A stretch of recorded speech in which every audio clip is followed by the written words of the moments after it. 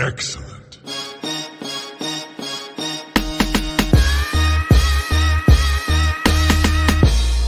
You don't know what you're doing.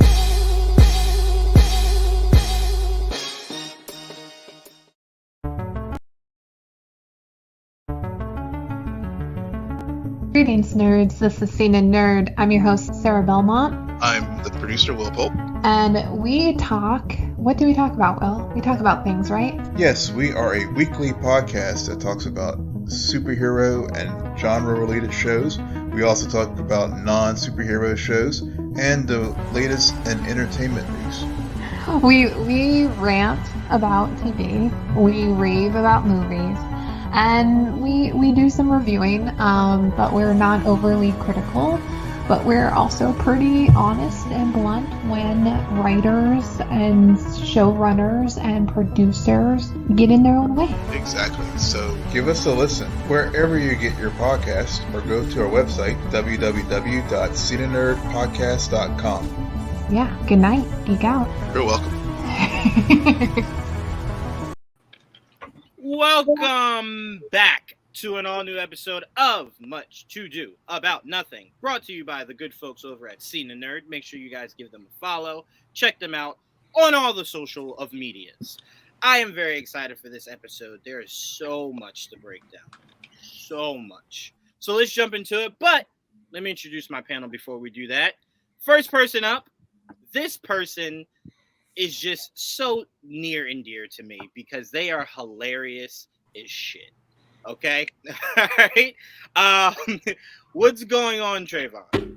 Hi, everyone. Happy to be here. Can't wait to talk about, restore the Snyderverse. All right, yeah, so let's go. Let's talk about it. Let's talk about everything. Yep. Okay, that's what I it sparked.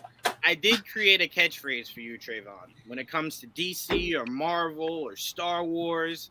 And this is your catchphrase. You can use it, throw it in the garbage. If it ain't witching, I'm bitching. There you go, Trevon. You can have that, all right? You can have that. You can take it. Also, it is yours. I really want to talk about also another show that's ending, like I said it would, before something else would come. Ooh, Nostradamus here, season 9. To be fair, when you said that, Trevon, we all were like, well, it's been a few seasons this could have happened. But I said it was the reason it was going to end. Yeah, but we'll never know if that's true. We'll never know if that's true. Uh-huh. We'll never know. It's not that. Nobody's shocked here. Next up, the only person that I know that values facts over feelings. Joel, what's going on, Joel? I have feelings.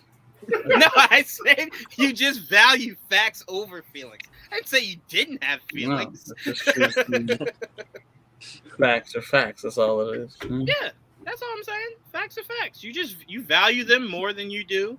Like, all right, this is what my heart's thinking. You're like, no. What did they actually say? That's what I'm going. What did they say? I'm just not like. I'm realistic. That's all. I'm not gonna hurt myself in the process. I can't deny the facts. The facts. Now I'm just being delusional at this point. You know what I mean? No, I get you. And welcoming back to Much to Do About Nothing, the person that I believe, I do not know if this is true or not, but I believe solely brought Kang to the MCU. Blake, what's going on, Blake? I would like to think I willed him into existence, yeah. I'm just saying the world didn't know Moon Knight or Kang till Blake came around. That's all I'm saying. That's all I'm saying. Right. No one knew. But no, so let's start off with the most insane thing, and that is obviously we heard the news that Ben Affleck will be returning to as in a we assume a cameo to a degree in the Aquaman sequel. Now, people took that and believed that God had arrived on Earth. He had restored the feeling of life and youth, right? Like he had just Armageddon was on the horizon, right? But to me, I saw this and I said, we have to remember one thing. A, I do not think anything has changed. This man had a whole trailer. Let's not ignore that. He had a whole trailer. I'm definitely. I'm gonna be 100% honest with you. I don't think anyone of his caliber does any. I don't think he does a commercial without his own trailer. So I very much think when you get to that level, you have a trailer, a chair, a whole thing.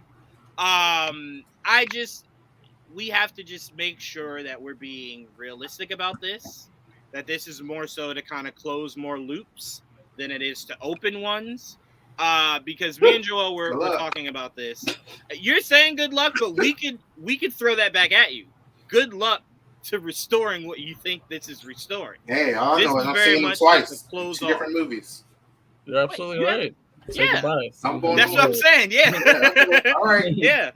And this, and again, I don't know the story behind this, so this is me just spitballing here, but it felt more like a favor to Jason Momoa. Now it'll fit narratively, but it felt more like something that, it felt more like Momoa or not James Wan, because I don't think he really necessarily cares about the overarching universe, but somebody there was just like, I need a favor. Right? Like, we kind of need to make sure that all these pieces fit so that when we get to I don't think the Aquaman movie needed that. I don't think so. I think if it's true that Amber Heard's barely in there, I don't think her outrage is anywhere near. You didn't take her out of the movie. Now, if you took her out of the movie, that's different. Yeah. I don't think that movie will have any amount of bad press that The Flash will. But I just took this more so as you're closing up loops, right? This narratively needed to be here, but as me and Joel were talking, to even entertain the idea of bringing Ben back just causes more problems than it solves. We have a whole other Batman sitting there because you decided to leave. Rob would have never had this job if you didn't decide to leave. We're bringing in Michael Keaton because you decided to leave, so that's their way of saying, we're just not even acknowledging a full-time Batman in this main continuity. We'll just stick with that over there. So if Ben comes back, you then have the idea of like, well, now you're going to do all the stories we just figured Rob was about to do, right? So it's like, well, now how do you differentiate? It's easier knowing that Keaton's here. He's 90. He's lived a lifetime of Batman, right? So it's like Rob can live out all those young adventures we won't see Keaton do. But if you bring Ben back, our expectations were for Ben to do exactly what Robert Pattinson's universe is doing. So you just create more problems than you solve. So it's fun to see him happy, right? It's fun to see him back with the Snyder gang. But to me, it's all to loop it off. Blake, I'll start with you. What were your thoughts when you heard that Ben would be reprising his role as Bruce Wayne in the Aquaman sequel? I thought exactly what you said, that it's more examples of him getting a tighter closing on all of these arcs, like the Bruce Wayne arc, the Batman arc, because I think when that news dropped, of course, we're all excited. Like you said, it's just cool alone seeing him back for something. But at the same time, Flash still comes out after Aquaman, which is supposed to be his wrap up, because they're like, right, is he back? Like, we're still going to see his arc end in the Flash, and I don't think his role in the Flash right now, or it will even be changed to, but there's still room for something else. I think it's pretty much the definitive end, and I think that's why he said yes to Aquaman, because they're like, hey, this is before Flash, where Bruce is still active in this universe before he's replaced with the Burton Batman, and he's probably like, okay, like, I'll do one scene, sure, I'll get that. But he said he's very happy with how his story ends in the Flash. I don't think they're gonna change that. I'm assuming when it comes to Aquaman, because there were rumors that Michael Keaton was gonna have a cameo anyway. I feel like they're just reshooting whatever that scene was supposed to be, but with Affleck, because it was originally going to come out after Flash, right? Yeah, like that was going to be December, yeah. So it's as simple as that. They're just like, oh, continuity-wise, we got to swap Batmans. We're not ready for Keaton yet, so. Right. Yeah, and I think people tend to forget this, which, you know, it happens. People just forget shit, but there's a whole Batgirl movie coming out. Yeah. That fucking Batman is Keaton. Yeah. You're not going to reshoot that whole movie to pigeonhole Ben in, so it's like, well, then that movie is just garbage now. Like, if you're telling me Ben's back, I didn't even need to see that shit. It's inaccurate, right? So a lot, and again, because I know people are like, well, it doesn't have to connect. Well, her Gordon is Ben's Gordon. So that lets you know right there. It is connected. They're just rewriting it to where Ben's out, Keaton's in, right? To do that again throws off that entire movie. Yeah, and entire fucking movie. When it came to the latest test screening, of course, with all these test screenings, take what they say with a grain of salt, because you just never know what's true, what people actually saw. And if this is true, spoiler alert, because leaks kind of suck when it comes to early screenings of movies, but the account I saw that talked about it said they end that movie with there possibly being room for both Affleck and Keaton's Batman, which if that's the case, I feel like that's the even worse scenario than if they picked a side. Because it's like, well, at that point, you're just trying to please everybody, and at the same time, you'll just confuse everybody. And I feel like none of us would win. I would have very, very I want to see that account. angry feelings. Yeah, I would have very angry feelings towards somebody I had felt was the greatest version of Bruce Wayne and Batman, because you decide, again, we understand why he left, but you deciding to leave created Keaton and then created Pattinson. You created fucking variants. You can't come back and now try to be the main Prime. No, that's gone. that's gone. Yeah. Sorry, you lost that. It sucks, but you lost it. You cannot fuck this up. I don't think he Come wants back. that anyway. To me, it makes no sense. And if he does want it, I'm very curious what this new ownership sold him on. Yeah. Right?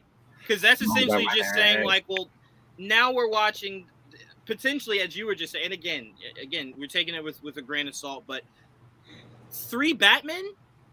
3? They had 2 Jokers, got rid of one completely, just so Joaquin Phoenix could have the whole stage to himself. Yeah. Right? So to me, it's frustrating to think that you're gonna have 3 of these fuckers, right? Let alone 2. We've argued, Joel, 2 is too many. 2 is too many. 2 is too many. From people who adore Batman. We're like, 2? No. Yeah. No. So wait, let's bring this up right here. Mr. E is saying, shout out to Mr. E. Oh wait, sorry, Jayla, did I hit it? Okay, there we go. My prediction, Batfleck will have a small cameo in Aquaman 2, and The Flash, he will have a small supporting role in the beginning. After that, it's up in the air. Yeah. See, even saying that is dangerous. Like, at this point, just have Batfleck be an Earth insert number here, and Keaton being... No. But here's the problem. Keaton only exists because he left. Like, Keaton was never originally part of any plan. He left, and they said, well, Pattinson's going to do all that younger shit. We need somebody that can kind of assume that role that Ben left. Keaton is not this alternate universe Batman that's just colliding with this universe. He's full on replacing the Batman of this universe. Like, Ben will cease to exist once the Flash comes in, which, I mean, if that pisses you off, rightfully so. I don't think that's a great choice, but that's the choice they decided to go with. Honestly, when Ben turned in the cape and cowl, I would have been like, can we recast? Like, how would you feel about that? Like, that just seems like the least sloppy way to do that. I mean, and no one ever thinks, as I pass it to you, Joel, no one ever thinks of it like, we didn't leave Spider-Man No Way Home and go, why can't we have Tom Holland and Andrew Garfield? Like, no one thought that. Everyone was just like, well, okay, all right, this was great to see. We had fun. They're gone. We did, Moving but in on. a different universe. But there's been no movement about that being a possibility. But I'm talking about the idea of seeing 3 Batmen, 2 of them in the same possible universe. Yeah, that wouldn't make any sense. It's just like, why are we shoehorning this so hard? It's fine. You guys have already said it. Ben's gonna die, or Batfleck's He didn't say he's gonna die. I don't think he has to die. Or get erased, whatever. There you go. That's stupid, Smart man. but whatever. He's And he decided to leave, Trevon. Nobody And put him he in this. came back, so push Keaton out. No, That's what I you He filmed didn't- the whole movie around. He's not coming back though. They He's didn't like, that movie anyway, so you come back for cameos is very different than coming back as full-time Batman. Right. And we don't even know that in Aquaman he'll be Batman, right? We believe Yeah. he'll just be Bruce Wayne. Best, yeah. That's Yeah. No. They'll be the character of Batman, but we just assume he'll be just Bruce Wayne talking. won't be to Arthur. suited up as Batman. So, Maybe. Joel, I know you know more so about the actual details of where this article or news essentially just came from. So, factualize this more so to where, like, it's just a cameo. There's been no reports of anything else, right? Well, it depends on who you read. Obviously, the fake news sites love to promote. He's been back for like 10 years now. We haven't seen anything aside from cameo so far. And look, what we know is what you guys already said. It's just a cameo, as far as I know. It's because Aquaman is now in front of the Flash. They did shoot scenes with Keaton. Those don't make sense anymore. They have to shoot it. If they're going to keep that scene, they have to shoot it with Ben. And it looks like he did them a favor. He came back and shot it. Yeah, That's basically the fact. Exactly. I think what's getting lost is I think all of us would be fine with that if you hadn't have filmed all of Batgirl. That movie's done and ready to go. If that movie didn't exist and you want to try to retcon it to put Ben in, sure. But that movie exists. They're not going to scrap it. They're not going to reshoot it. It's done. Like it Flash, exists. yeah. Right. Yeah. So it's like, now unless you do the Flash movie to where it ends, to where Michael Keaton's not in that shit at all, which we again know that they're not going to do that, you as Warner Brothers would be creating a shitstorm of a colossal level. If those two movies come out. Now. No, they didn't. Again, this is just a cameo. This is a cameo that people are just are expanding, right? Yeah. So it's like that's not something they caused, because again, Warner Brothers never came out and told you he's back, right? So again, this is you guys filling in blanks of things they never told you. But if you let those two movies, Flash and Batgirl, come out, and then go, fuck those, Ben's back, Keaton's out. What did I just watch? My biggest argument is like, what? After that article that came out a couple weeks ago about the bullshit that happened between Snyder and Warner Bros., what world do you think they're going to work together again? What do you mean, Snyder?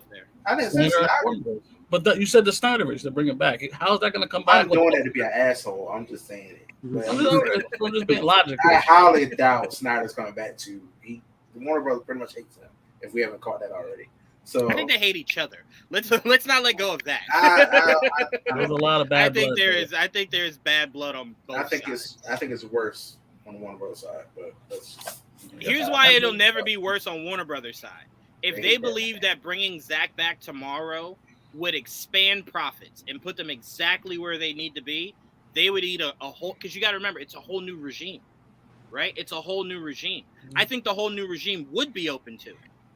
No, but I think if you're this new regime, the problem you have is you can't bring him back with the same logic he left with, right? You could bring him back and say, hey, we want to do Man of Steel 2. You up for it? Come back and you can do it. But to be the face of an entire universe again, no. I think if you're the new regime and you do that, you'll be exactly where the old regime was. That's just, it's not sustainable. He's not a guy that could build a universe. He's a guy that can take core characters, make them visually stunning. But to build a whole universe, man. The guy had expectations of a universe that was going to begin in year 1 and end by year 4. And then he was out.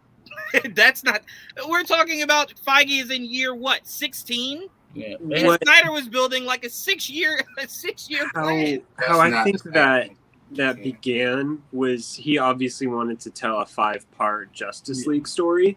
Right. And Warner Brothers saw that and said, oh, you want to compete with the MCU and build the universe? And he's like, no. I want to do a 5-part Justice League franchise. And they're like, yes, Man of Steel, Batman, Suicide Squad, Aquaman. He's like, hang on.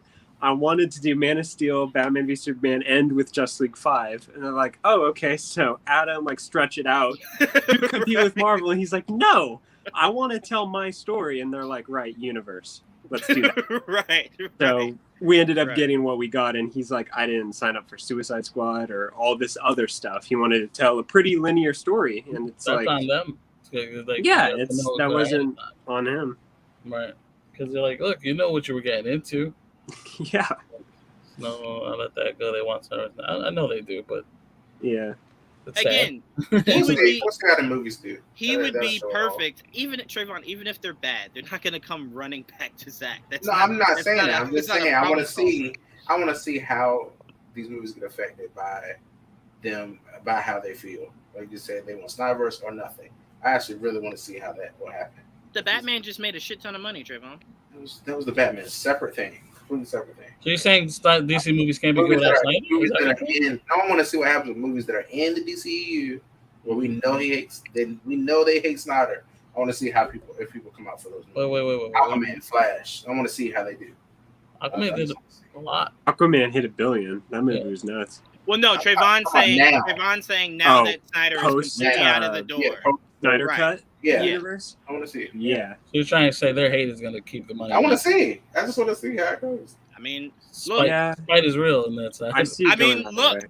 I watch Joel. We watched Spite derail that Hellboy movie. So it happens. It happens. It does. I just, to me, I believe, Trevon, that if that is the case, then every Snyder fan that does that has to, at that point, admit they are not DC fans. They are only Zack Snyder fans. Once you admit that, you'll be so much happier when you realize you don't really give a fuck about DC. You only care about Zack, which is cool. I don't give a fuck if you love him more than DC, but don't pollinate it, right? Like, don't poison the well Right. because Zack's not here. There's only one view, and there's only one view that matters. Yeah, that's all I'm saying. I wish Zack nothing but the best. His new project looks fucking sick. I love everything that he's done. He's thriving over in 100%. other departments. Out of this divorce, he 1,000% looks the best right now. 1,000%. And you Easily. could argue there should be some poo-poo on him, but he looks stunning, right? He looks stunning. So all I'm saying is, I think the narrative of people hate Zack is just not true. Or if it is, it's a Some very people do it. small corner of the internet. It's Like, a I very don't hear it vocal enough. minority, is Yeah, what it that- is. Because That's I true. tell you this right now. I see on my timeline way more love for Zack than hate. Me too. So it's a small A corner. lot of that hate that I did remember seeing, that was back when those movies were in their prime. Right. Yes, They're gone there was now. a lot of hate. This all started because of hate. Right. The Snyder cult came from hate. That was all bred from there. This is all reverberating on that. This all came from that. So my Hate question to you, is- Joel, before I kick it off to Trevon for him to end us off on this topic, do you think that this cameo is more so an Aquaman narrative, or is this something that just kind of pushes you right towards Flashpoint, as far as like what you think Ben's cameo might be? I don't really know what the cameo is for. I think it might be Justice League related, but I just want to get past the Flash, Juwaan. You know where I'm at. I know. I want to see Aquaman. I want to see the Flash. I'm very excited for both. But once I get past both, I'll be much happier. Yeah, no, I get you, because everything will make more sense, right? Because once you Yes. get past those two movies, it'll be set in stone what they want to do, right? For now. Where they're going forward, it'll be set in stone. For now, exactly. Here's the thing. As a new regime, I think right now, because look, AJ preached this, and we all kept telling AJ how crazy he was, but listening to how people feel about this Ben cameo, AJ's logic makes so much more sense now. AJ's whole point was just blow the whole fucking thing up, start from scratch. If you let these movies come out and then backtrack, you should have just blew this fucking thing up, started from scratch. Because that's essentially what you're doing. You had us go to the future, then the present, then back to the past. Mhm. At that point, you should have just blown it all up, start over. And I understood the logic of soft rebooting because you had so much invested in these characters already. A lot of the actors, you didn't want to completely blow it up. You just wanted to fix it. Because right now it's kind of a mess, right? Right. And then like the whole drama behind Aquaman 2 now and Flash does not help because you're now this is like there's nothing narratively. This is just actual drama. No, and if Matt Reeves hadn't said he wanted his Batman universe to be a very standalone, Right. just Batman, Warner Brothers like, please let us put a Superman in here or a cameo, and he was like, no, just let me do Batman. Figure But your shit out. again, to your point, Blake, as I pass it to you, Trevon, to your point, Blake, we got to remember what opened the door for Matt to be able to have all the leverage to make his movie in Elseworld. Ben was attached to just act, right? Yeah. Reeves was going to direct it. It was all going to be part of the same pie. Once Ben exited, Matt Reeves had all the leverage in the world. So where he said, well, Ben's gone. I can do what the fuck I want now. I want my Batman over here. And Warner Brothers at the time was like, well, can't really say no to Matt Reeves. So, all right, sure. Yeah. So that's why I'm saying revisionist history of, yeah, fuck it, just bring Ben back. No. We're here because of the decisions he made.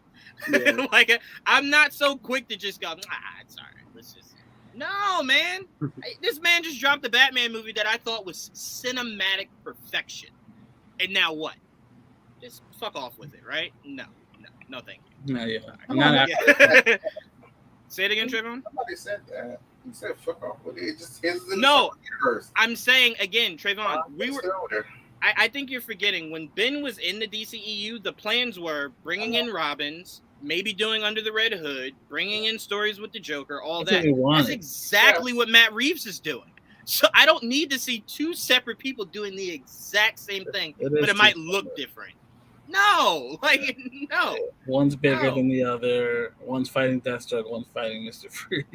Yeah, it's Not like that different. no. What they're doing right now is perfect. You have a Batman who's not going to be as active, while Robert Pattinson is mega active over there. It's perfect. It lines up perfectly. To me, to have an Elseworlds work, you need to be very different, or else why are you doing it? Yes. And two very active Batmen kind of seems like at some point you're gonna do the same thing. That's why, even though we don't like it, we'll accept it because we do have the Batman, a younger version of Batman, and now we have more near retired Batman right at this point with Keaton's Batman, and then we'll focus more on his lineage, which will be the Batgirl, maybe Nightwing, stuff like that. Right, exactly. But Trevon, you've kind of already made it clear. But your thoughts on Ben doing this cameo for the Aquaman sequel? For one, the first thing that I learned on here, I didn't even know that Keaton was in Aquaman the second one at all. Mm-hmm. I don't know why he would be there. Like the first Aquaman was so we know that he's in the DCU, but it felt very disconnected from it, like in his own world, kind of. So I don't know why you even need a cameo from Batman in the Aquaman movie anyway. It's implied. He could just mention him or something, but you don't need to have him there. So I'm actually surprised this even happening. I was like, why even have him in there at all? His movie is very separate. You don't need they're underwater, chill. Well, I do think the importance for Warner Brothers Discovery is to get the ship back into one continuity. Let's bring the continuity back. Let's remind people that these characters do interact, right? That nothing changed. They still talk, right? Bruce Wayne could show up to Arthur and go, hey, I think a threat's coming, or hey, let's go and build the Justice League, whatever the hell the cameo is. It's just to remind the audience that just because there's been a big gap in continuity for these few years, the continuity is still intact. Honestly, I wouldn't be surprised if we still got the Keaton scene, just it'll be after, and it'll look similar, but be very slightly different. Right. You know what I mean? Right. This happened in the Aquaman movie, but now we're seeing it from Keaton's point of view, rather than from yep. So now it's different. That's all I was about to say. If this was supposed to be after the Flash from the beginning, now it's kind of like at least you got Keaton in the Flash, then you get hit by him again in Aquaman and kind of solidify him. Like, hey, he's here and he's here. Look, now you get Ben here and here. Ben again. Now you have Ben again, so it's kind of like you don't. That's one way to solidify him. That's one way of taking away. If they're going to do that, they're going to replace him or erase him or whatever. So now it's just really funny. I'm just really curious how this all going to work out, because unless I hear I feel like I need to hear that they're doing some kind of reshoot on this Flash movie. That's me. I just don't see how they do it. It's just weird. I'm like, how you gonna have Ben now, and then you're gonna have? It doesn't change anything on the Flash. Yeah, it If changes you're gonna nothing. change anything in the Flash, it's the actor at the end. That's it. Right. It's who the new Flash is, right? But the reason why, Trevon, to me, I'll say to me it makes sense, is you're essentially just, again, you saw Flashpoint. You saw Flashpoint Paradox, the animated movie that we were talking about. When they came back, right? It's now you're coming back to, right, you're now coming back to what your new reality is, right? You're not coming back to what it used to be. It's a new reality that has some of the same old similarities to it, but maybe a few things are different. In this case, everything is the same, except you got a different looking Bruce Wayne now. And A little bit more gray, Older. right? A little bit more gray. Older. Right. I don't know. I won't speak to Supergirl because I don't know how the Flash ends, right? So I don't know if it ends to where it's left up in the air for her to come into the fold, or she's not in it, but but you could maybe change it to where she is, right? So I don't know about that. So I know the old regime was just going to shoehorn her in as just a replacement for Superman. Right. I don't know if that maybe changed somewhere down the line, or if that was always like a door was left open to be able to do it. I feel bad for her too. Yeah. That's a lot of pressure. I honestly, like, when I first heard that, I was like, wait, what is this? I thought it was just a joke. I went to the Instagram. I was like, oh, okay. It's almost, to me, it felt like, hey, we need some good press right now. Leak this. That's what it felt like to me. Like, why would you make a mistake now? Like, it just I love him more, but I was like, that's just very public stunnish. Right now, I was like, okay. But also think of this. This is very much up Jason Momoa's alley. Because remember when the whole we want the Snyder cut. He was the first one of that core that was coming out with the videos, and this is right up Jason Momoa's alley, right up his alley. And I do believe Jason Momoa shares your sentiments. He wants the old thing back, but guess what? It's gone. It gone. It gone. But no, I think we all can agree. It's just good to see Ben happy, right? Regardless, it's just good to see him happy again. And it's really hard to be upset when Jennifer Lopez is your wife. So God bless him. But all right, let's move on. That's why he's so happy. That's why he's so happy, right? I mean, you went from Anna to J-Lo. I mean, the man, they say you can't hit the lottery twice, and that man found a way to. All he does is hit lotteries. That's all he does. The man went from Batman to Anna to J-Lo. It's just like, God damn. The casino at this point is broke because Ben is hitting the lottery so much. But all right, man. Let's move on.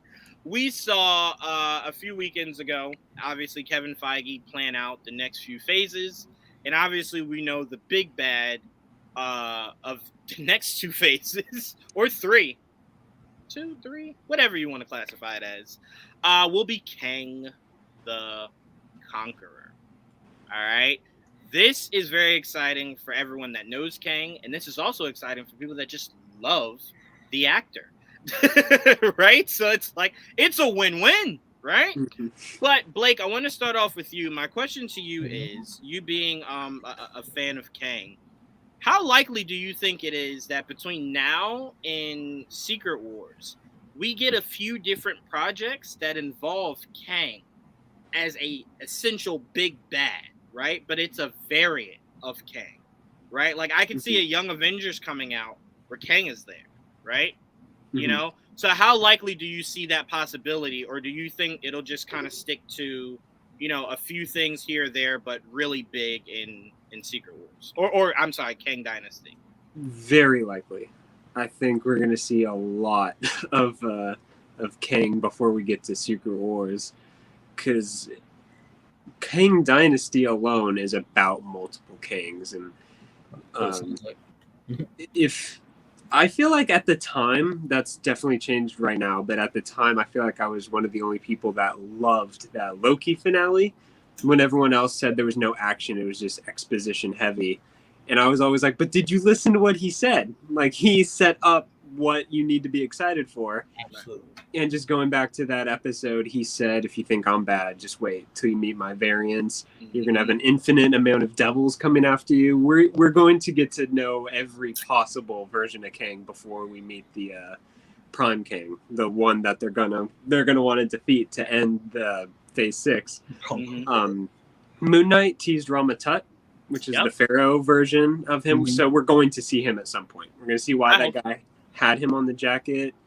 Loki season 2, we're probably going to see more than 3 versions of Kang there. I think might be a Kang episode. Yeah, a Kang episode. For sure. Kang episode. Kang episode. He's going to be in Quantumania. I'm sure we'll see him pop up plenty before. Also, there's 12 or 8 projects that still weren't announced before we get to Secret Wars. Yeah, we could see him in Fantastic Four even before Very well we get there. So yeah, I think because we know the connection with Richards, so that definitely could come into play big time. That's a big one. Yeah. So yeah, I mean, look, Kang is definitely one of those. All in the game. I'm going to bring up your comment in 1 second. Kang is definitely one of those characters that you look at, and I can almost guarantee you, 2 projects between now and Kang Dynasty, Kang will die where the heroes thought they defeated him, and that motherfucker pops right back up. He's like, oh, no, that was... I feel like he's going to die in almost every appearance he has, minus maybe 2. Like, he's already died in 100% of his appearances in the MCU, so... Yeah. I definitely think he'll die in most of them. Yep. And you know what's funny? I just hope they do it better than Ultron, where he just exploded himself and he's just like, I'm Ultron Megatron. It's like, all right, yeah, no. Yeah. Do it better than that. All right, let's bring up some of these comments. If Affleck could direct an MCU property, which would you want him to do? Something street level. Because everything he kept saying that he wanted to do with his Batman movie, I could see him doing with any one of those. Obviously, minus Spider-Man. But any of those, minus Spider-Man and Iron Fist, sorry. Outside of those 2, I could see him doing some really cool shit. I'm going to do Daredevil to be funny. No, that's okay. And then he'll do good. He's a great director. It'll be fun. Come on. No. Oh, my God. Come on. No, I don't think he needs that kind of redemption. Stay away from that. Yes, he does. Let it happen. You're okay. You're okay. You don't need that kind of redemption. You're fine. You're okay. You know what, Trevon? I'll give it to you. He could direct 2 episodes. Yeah. I don't need him as a full showrunner. 2 episodes. 2 episodes. Swear to God. Okay, so let's pass it around really quickly. Blake, is there any MCU property you'd like to see Ben take on? I was trying to think on it. He loves those crime thrillers like The Town and Live by Night. So I was trying to think of something. Thunderbolts would be really cool to see him do. I think he would actually bring a lot of grittiness to that movie, which it desperately needs. So I think he could do Thunderbolts. I agree with Street Level. I don't really know off the top of my head who could really fit that. If the Enforcers from Spider-Man got their own movie with Fancy Dan, Montana and Ox. Fancy Dan. Really R-rated movie for them. He would nail that. Yeah, no, Street Level is immediately where my mind went when All in the Game asked that, because I'm like, that's just right up his alley. And again, like the way the way it was described, he wanted to do that Batman movie. You're like, you maybe could do some really sick shit with maybe Punisher or Jessica. There's so many routes you could go. Trayvon, this should be perfect because of the accountant. You mean him working with John Bernthal? Got you. Okay, I got you. I was like, wait, what? But accountant was awesome too, though. That sequel is still coming too. They'll reunite. The sequel is still coming. Yep. Joel, what would you like to see Ben do if he went? El Muerto. I want him to do El Muerto. In the MCU, sir. Oh, sorry. Oh man, you let Sony tell you it is all the same thing. You let Sony tell you, they're like, no, MCU. You sure we're not? No. They made sure that shit. So you know, it's so funny, Joel. Sony seems like that person that you're outside of the club and you watch that guy go up to the bouncer and he's like, no, my name's on the list, and he's like, no, I don't see you. And it's like, no, tell them. Ask somebody in there. They know me. My name's on this list. So you're just like, it's not, man. You don't belong in here. Though. You don't belong in here. Sorry, man. MCU is just, they're shutting shit down. I don't think you belong here. But yeah, so you agree Street Level, Joel, would kind of be like his... Would probably, I don't want to limit him, but that seems to be something he's more interested in. I know he's a geek at heart. I know that for a fact too. So it's maybe he wants to do something more out there. I don't know. I mean, Yeah, Punisher wouldn't be a bad one if that was to be a movie. Just nothing currently on the docket. um, I don't. I like it. It's tough. Yeah, I'm not really sure off the top of my head, but yeah, there's definitely a Thunderbolts. director. Huh? Yeah, that's what Blake was saying. Blake was saying Thunderbolts. Thunderbolt's not bad. I mean, that already has a director, but yeah, It does. I think it does. Yeah. Isn't it the A director? showrunner, really. What's a I movie? know a director. Sorry, a director. Yes, sorry. Yeah. It's I'll tell you right now. Give me a second. While you do that, Joel, let's bring him some more of these comments. My theory: Wanda was captured by Kang and will play a big role in his defeat as sort of a continuation of her redemption arc. It's my theory, so don't clown me. There's nothing to clown. I mean, Yeah. sure, could Kang be thinking so far ahead? He got rid of the most powerful current piece on the board. Absolutely. Sure. Jake. His name is Jake Schreier. Schreier. More Wanda is always welcome. Yeah, I don't think anyone has an issue with that. I don't think anyone does. I don't think He anybody should be expected scared of her her. to be What gone. happened? Oh, he directed Paper Towns. Ooh, Paper Towns was a good movie. Wait. Let me double check that. I see let it me on take his. that I back. see him on his IMDb. So Trevon, I know you're always anything Wanda. You know, what's your catchphrase, Trevon? What? If it ain't witching, I'm bitching. So anything Wanda, you're all in for We that. need that on a shirt now. We do need that on the show. Trayvon, come on, man. Come on. I just gave Smart. you merch, bro. But Blake, Yeah. what do you think about that? I don't think that's a crazy theory. No, it's not a crazy idea at all. With Kang, he can look at any point in time. So I think at some point he saw what Wanda was capable of and was like, I can extinguish that at any time I want to, and chose that one. And we know Wanda's not gone forever, so it's just kind of a matter of how she's reintroduced.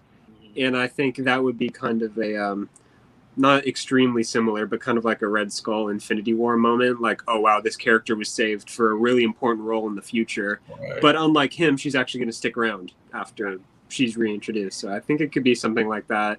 Maybe not all the way until King Dynasty, but Right. in something before then, he'll be like, oh, I got your Scarlet Witch. And we'll be like, oh, there she is. Yep. She is back. Yeah. Right. Yeah, Yeah, I mean, he could even good make her theory. into a weapon. Like, there's a lot that could go into that. So I don't think that's Yeah. crazy at all. Because I don't think anyone thought she died at the end of that movie. So No. any explanation as to where she went, how she went, would be I'd be fine with. I just don't. My only thing with Wanda is like, I also don't think she's dead. Because it just seems the way it ended. You're like, nah, there's no way. Like, everyone saw the red thing in the middle. It's too much of a waste of a And good character. It Yeah. is, and to kill her before the mutants are fully introduced, Right. just like And we haven't seen her kids yet. Like this, I mean, Yeah. the grown versions. right. Oh, teenage versions. Mhm. So yeah, that's just too soon. My thing with her is that she just can't. There's no way you can bring her back as powerful as she was. It's a Scarlet Witch. You gotta nerf the bitch. That is 100% true, and you no could need for go that shit. you could go the route that Doom or Kang was experimenting on her, and that somehow altered her to a degree, right? To where she can't fully access the chaos now- magic. Hell like she no, could. that's not right. Kill her then. Just let her be dead. No, that's ridiculous. I That's didn't fine. say If she I had couldn't to use choose it at Take all. her powers away from her? No. Not No, all. I need the what mouth abilities to be in. No. No, that's I number didn't one say- that has to go. That has to stay. First of all, Manifesting I that didn't out. say. First of all, I didn't say take her powers away. No, She just can't fully access the That's not powers fair. like she No, could no, in no. the Doctor Strange. That's Trevon, they do that with torture. everybody. That's They do that well, with they've every given it character to her in the though. They've MCU. given it to her though. You can't Yeah, take it you got back. to see it. You got to see her at her peak. Trayvon, you saw Vision defeat Ultron like it was nothing. Have you seen that same Vision since? I mean, he's No, fighting because another robot. he can't just be existing out here like that. Because then it's just like, well, why do we need anybody else? They Like- killed it. Yeah, it would be called the very next Avengers movie after Age of Ultron would just be called Avenger. It would just be Vision, right? It would just be Vision. He would show up. I killed Thanos yesterday. And it's like, well, okay. No, of course we know we can't have that. So she has to be nerfed a bit. We need parody. You can't have parity with one dominant figure. Yes. Or else why even have a world? I mean, and look, Trevon, it's not personal to her. Me and Joel were saying we believe Thor's new adopted daughter at some point will become drastically nerfed. Right now, she has untapped abilities. She doesn't even know what she could do. You Right. can't just let that walk around. Like no way, no how. You need vulnerability, or else. You know what I mean? Like, what are we doing here? Or else, if she's in the next Thor movie, just call it love, right? Do we need Thor at this point? She has a hammer too, like so. You got to nerf him a bit. You do. Let's see what we got here. Knocking it out of the park with his last 2 HBO shows. Now, I will say this about wanting him to do anything with anything else. The last 2 shows he did it and then said, I don't want to do anything else with these. So, to me, I don't want him to come in the door, do something great, and then it's just like, well, I only planned for 1 season. No. No. Unless we know that it's going to be something else somewhere else with someone else. No. If you're going to come do this, what's the plan for it? He's a part of a whole. Yes, you have to be part of a whole. I still get blue balls thinking about Watchmen. Like, that was it? Like, what the hell? What kind of shit is that? Watchmen. Say it again, Trevon. I didn't know who that was. Oh, yeah. He did. He's the showman. Yeah. Let's see. David, he's so smart. What's going on? Let's see. Remember how Doom was trying to steal the Beyonder's power? Same will happen with Kang and Wanda, in my opinion. That way you can say Kang stole half her powers. That is very clever. Good theory. Very good. Very clever. So Kang can do what now? No? No.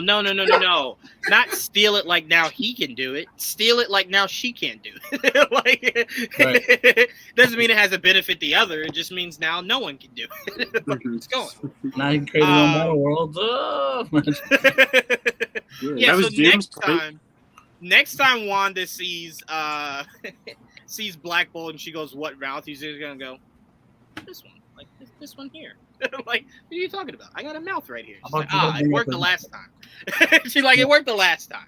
All right, let's see what else we got. Can Namor, for the love of God, address the huge celestial being in the damn ocean? Can somebody? I mean, Somebody. Trayvon's been preaching this literally since that Somebody. movie ended. So, for his sake, I hope somebody mentions it. Just so it can be mentioned. So Trayvon can go, well, thank you. That's all I was asking for. Like, that was it. I was asking. Quite a couple things have happened since then. Someone should mention it. Yeah, I mean, look, like Joel said, in I think one of the more recent comics, a Celestial head was the Avengers base. Was an Avengers. Whole body. Oh, the whole body. Sorry, Yeah. the whole body. Yeah. So, I mean, you can do that. They try to check it out, though. Wait, the whole body was an Avengers base? Yeah. Nowhere looks like Las Vegas, and that's just a head. I was saying this. I think they're smaller in the comic books because whole body. Holy shit. Because when you watch Guardians, you're like, they made Las Vegas in a head. What the fuck are you doing with a body? That's an Earth. Like, you just created a whole Earth. Yeah, I've sent it to you before. No, I think you have. Oh, yeah, I completely forgot about the giant robot. My guess the people of Earth got so accustomed to weird shit that a city-sized robot is not seen as a big deal. A Celestial. It's a Celestial, and it's in the middle of the Antarctic where there are no people. That's all marble now, right? It's all what? What did she turn into? Marble? No, Marble. ice. I think she froze it. I don't know. Maybe I think it was rock. marble. You know what, Trayvon? No. I saw that movie one time. I won't even argue with you. I won't even argue with you. It's I could be completely They wrong. can't move it. Earth will blow up. So, I mean, they're not going to move it. They'll probably just move into it. There you go. I mean, I assume you could destroy parts of it, like, at a time. I don't know. You want to keep that. That's in the core now. You won't keep messing with too much. That is a very good point. Yeah. Well, No, fuck with you're it. right. Yeah. Yeah, you're right. It's another wonder of the world now. Joel, so I'll go to you next. Where else do you think we could see Kang show up besides obviously where we know for sure Kang Gang. he'll show up? Yeah, Kang Gang. Shout out to the comment section for Kang Gang. Kang Gang. Oh man, so many spots. I wouldn't overdo it. Obviously, put him in good. Quantum Mania obviously is going to be really the first, right? Fantastic Four would be a good spot. Both Avengers movies, so like maybe one other or two other places. A version. I wouldn't mind him being teased in a Moon Knight series, like especially if it's the Ramatut version. And don't forget, he's gonna show up in Loki season 2. Oh, of course, and then of course Loki. Multiple versions, I'm sure. Yeah, so they'll do a lot of that backfilling right in there. Yeah. So yeah, I think that I don't want to do too much because you don't want to overdo it, you know. Yeah. Yeah, and you know what's funny? Speaking of Loki season 2, we got the set photo, and I guess possible spoiler alert. So just cover your ears or walk away for a second. But we did see a photo of Sylvie on set with Loki. She got some shit to answer for.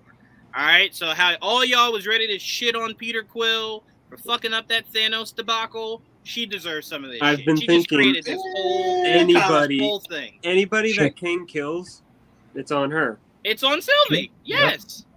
Yeah. The same way we shitted on Peter Quill, Sylvie deserves the same exact thing. That's same exact thing. That's not bad. Trevon, it's literally not different at all.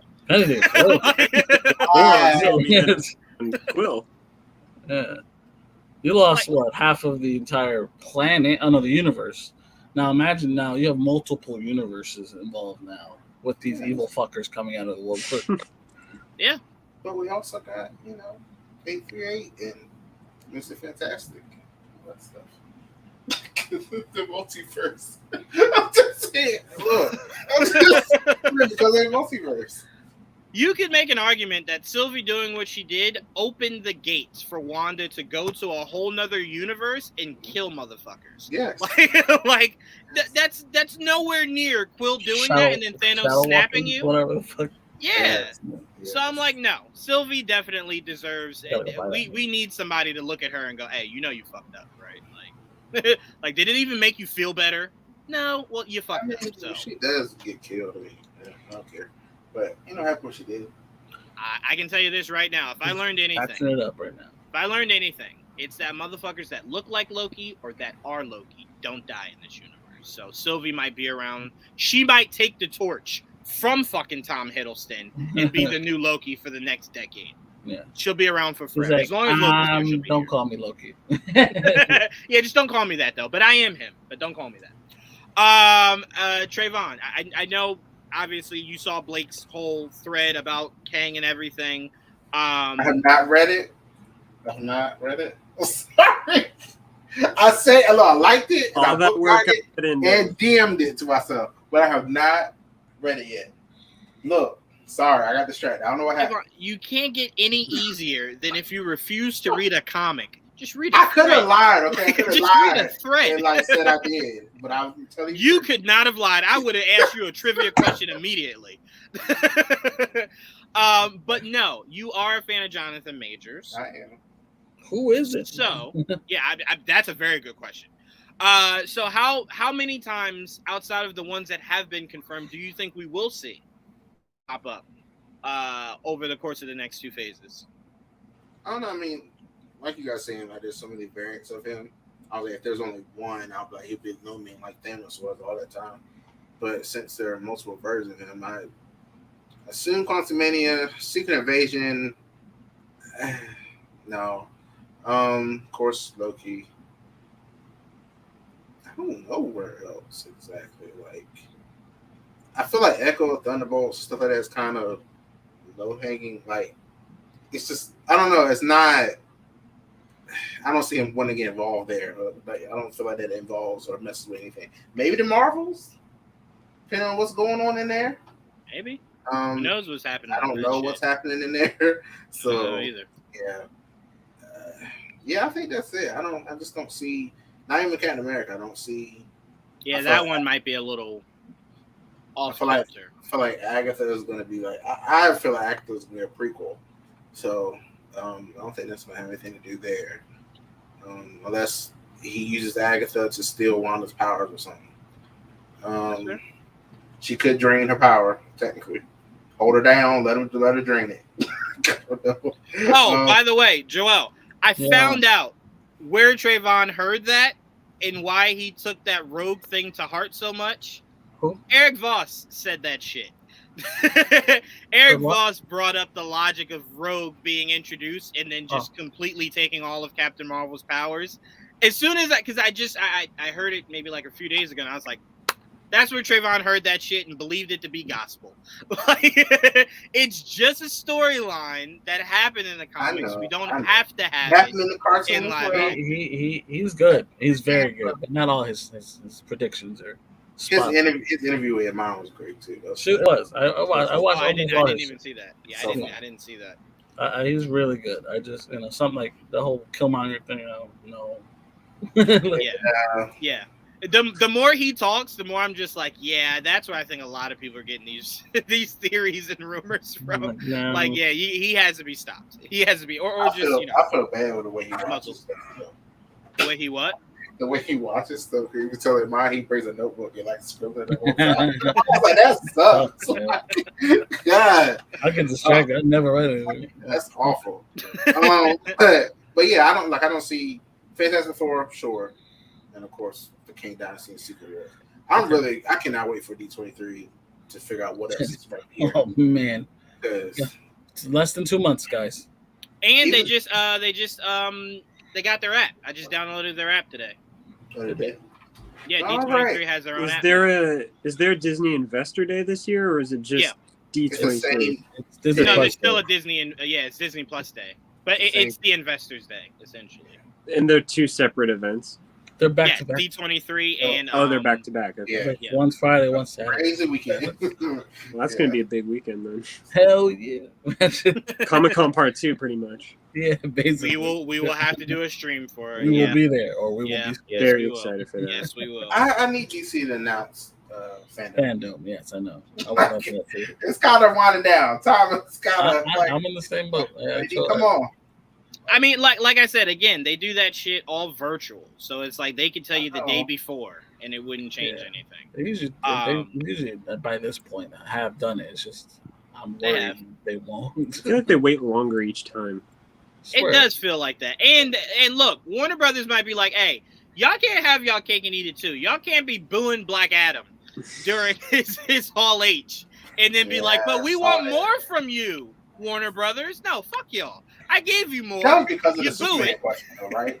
That was a Superman question. Yeah. I wasn't sure. I just know I Yeah, heard it was that he super got booed there. Yeah, it wasn't. if I'm Warner Brothers, I'm It's a topic at hand that they booed. Yeah, if Personally, I'm Warner everyone's Brothers, booing that stupid question because it's ridiculous that it still has to be asked. He kind of fueled it by posting that screenshot from the post-credit scene. He didn't help himself. No. Super No. bad. I was like, it was in the Indian Ocean. No, would have caused so much destruction. Yeah. should have been. Yeah, and who knows? Maybe they talk about it in that movie. Maybe they talk. He was just saying the celestial in the water could have disrupted things for Namor. You never know. That might be something that is just like Different part of the ocean, but it might have residual effects. Who knows? That thing was massive.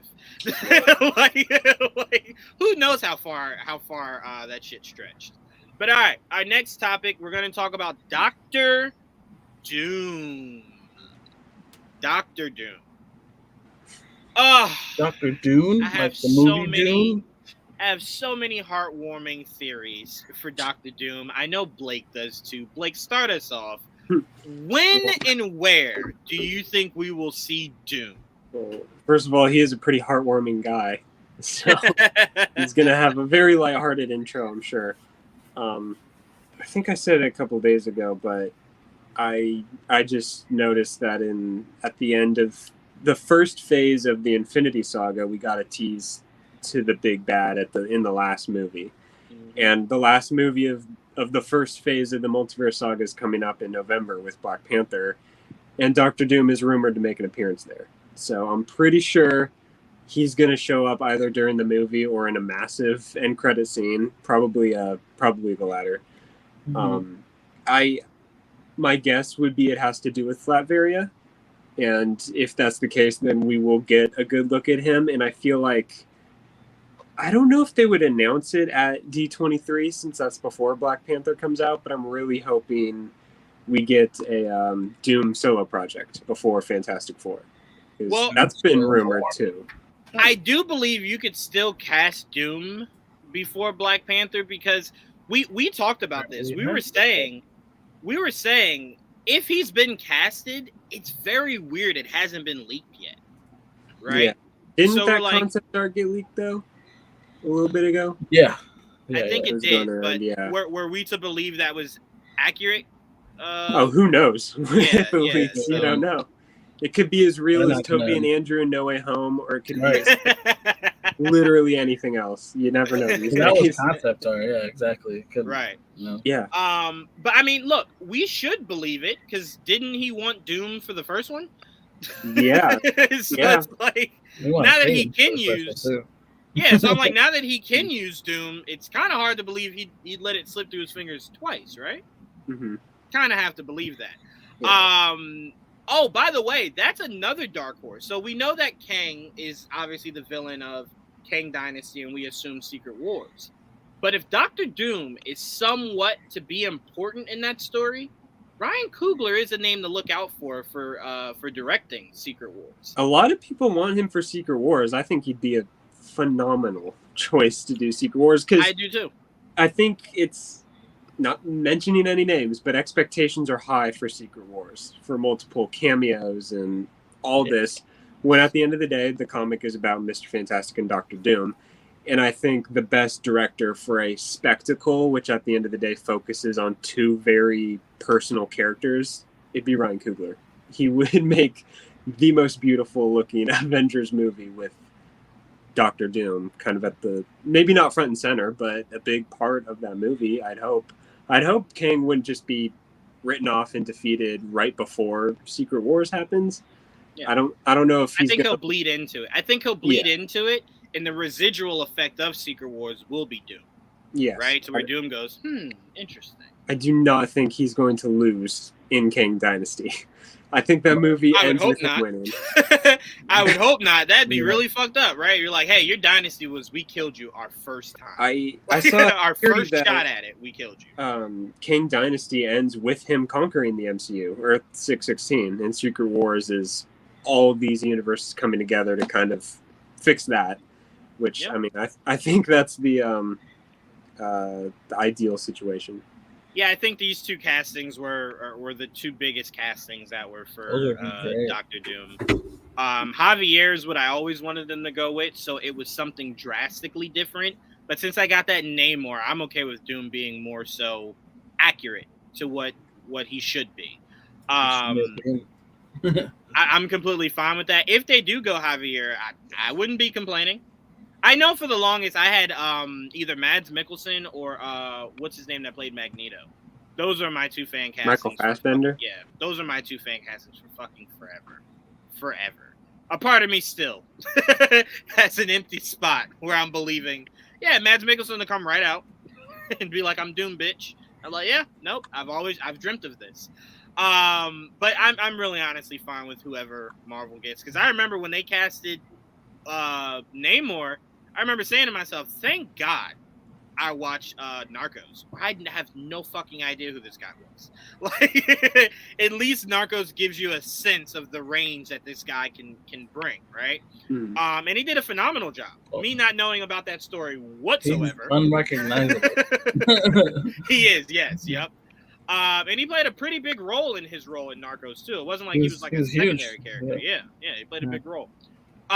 So again, when it comes to the casting, I really have no expectations, because so far they've been hitting it out of the park. So, keep doing what you're doing. I remember even when they casted Chadwick as Black Panther, I remember I was just like, huh? Okay. Like, all right. I mean, okay. And then you see Civil War and you're just like, oh, that's why. I get it. I completely get it. I understand. But for me, I think I want to see Doom. I want to see Doom as one of those empty spots. I want to see him as one of those empty spots. I don't need him anywhere near Fantastic Four to start. I really don't. No. He's one of really, those truly few don't. villains that can be introduced before their respective hero. Right. And that could even set up Fantastic Four without them. Right, and it worked, Joel. Right. I completely agree. I honestly would like to even see Annihilus as Fantastic Four's first big bad. I know Joel. You know Joel for forever. I've always wanted Alfred Molina as Mole Man to be the Fantastic Four's first villain. A part of me still wants that. But seeing where no, I agree. But I'm saying I felt like you're just changing the essence of it and getting the best possible actor to do it. But if they wanted to go more towards the accuracy of what that character looks like, I wouldn't be upset whatsoever. I wouldn't. I'm just saying if I could pick something that's different but still feels in tune to what that character is, I would love Alfred Molina. I don't know if I'm wrong or not. This is a fun fact. I could be wrong. Mhm. I gotta look it up. I'm just gonna say it out there, and I'm gonna look it up afterwards. I'm gonna put it out on the line. No. So do you remember the actor that was gonna be the leader? Yes. He was Yes. blue, whatever, in the Incredible Hulk. Yeah. And he never became the leader, right? He never got to that point, right? We haven't seen him again, but Right, he was transforming into the leader. Right. It last time we saw him. alluded to it. They never Right. paid it off. Maybe in the Right. future they do, but as of right now, they have not. Right? She-Hulk, maybe. Yeah, exactly. You never It know. could have an You should- English scene of it. Yeah. Yeah, could you have never an know. English scene of it. Yeah, absolutely. You never know. I would love that person. I believe that actor was also in the most recent Fantastic Four movie. Yeah. Yes. Was. Yeah, And he who was he was. supposed to be in that? Just some business asshole. He was Yeah. a character that eventually becomes, I believe, the Mole Man. That becomes the Yeah. Mole Man, really? Yeah. And guess Yeah. what? He gets fucked twice. Like that Yes, guy he can does. never Wow. get Yes, he does. there. But I think that's true. Let me That makes double that check so much worse. I'll throw Right? this in, Joel. I'll throw this in, right? Obviously, this isn't a conversation about the leader, but the rumor swirling of them wanting to do a more accurate World War Hulk, we kept saying, well, how do you get the Hulk back to that? The leader is the perfect fucking villain to essentially get in the head of Bruce and make him savage again, right? So I'm Mhm. like, well, that's fucking brilliant. God, Brilliant. So I'm like, Please. She-Hulk could end with Bruce gone missing, and we now have to figure out where the fuck is Bruce. The leader has him. Like they If- 100% could do that. If the leader is my savior for Hulk content in the MCU, I will become the Might biggest just leader have to fan. It might just have to be, and you know what? You know it might also have to happen. People might have to put more respect on Incredible Hulk, the movie. Yes. All right, Yeah. Yes, sir. Trayvon Jeez. trying to make it non-existent to the Look, MCU.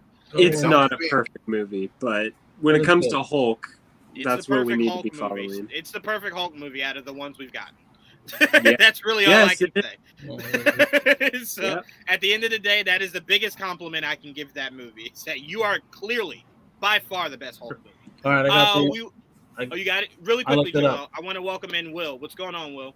What's going on? What's up? How you doing, man? Good. Can you hear me okay? Yep, we Mhm. can hear you good. So we were talking a little bit about Doom. Joel has some, not news for us, but something about what we were talking about. What would you find, Joel? No, I was saying I looked it up to see if I was right.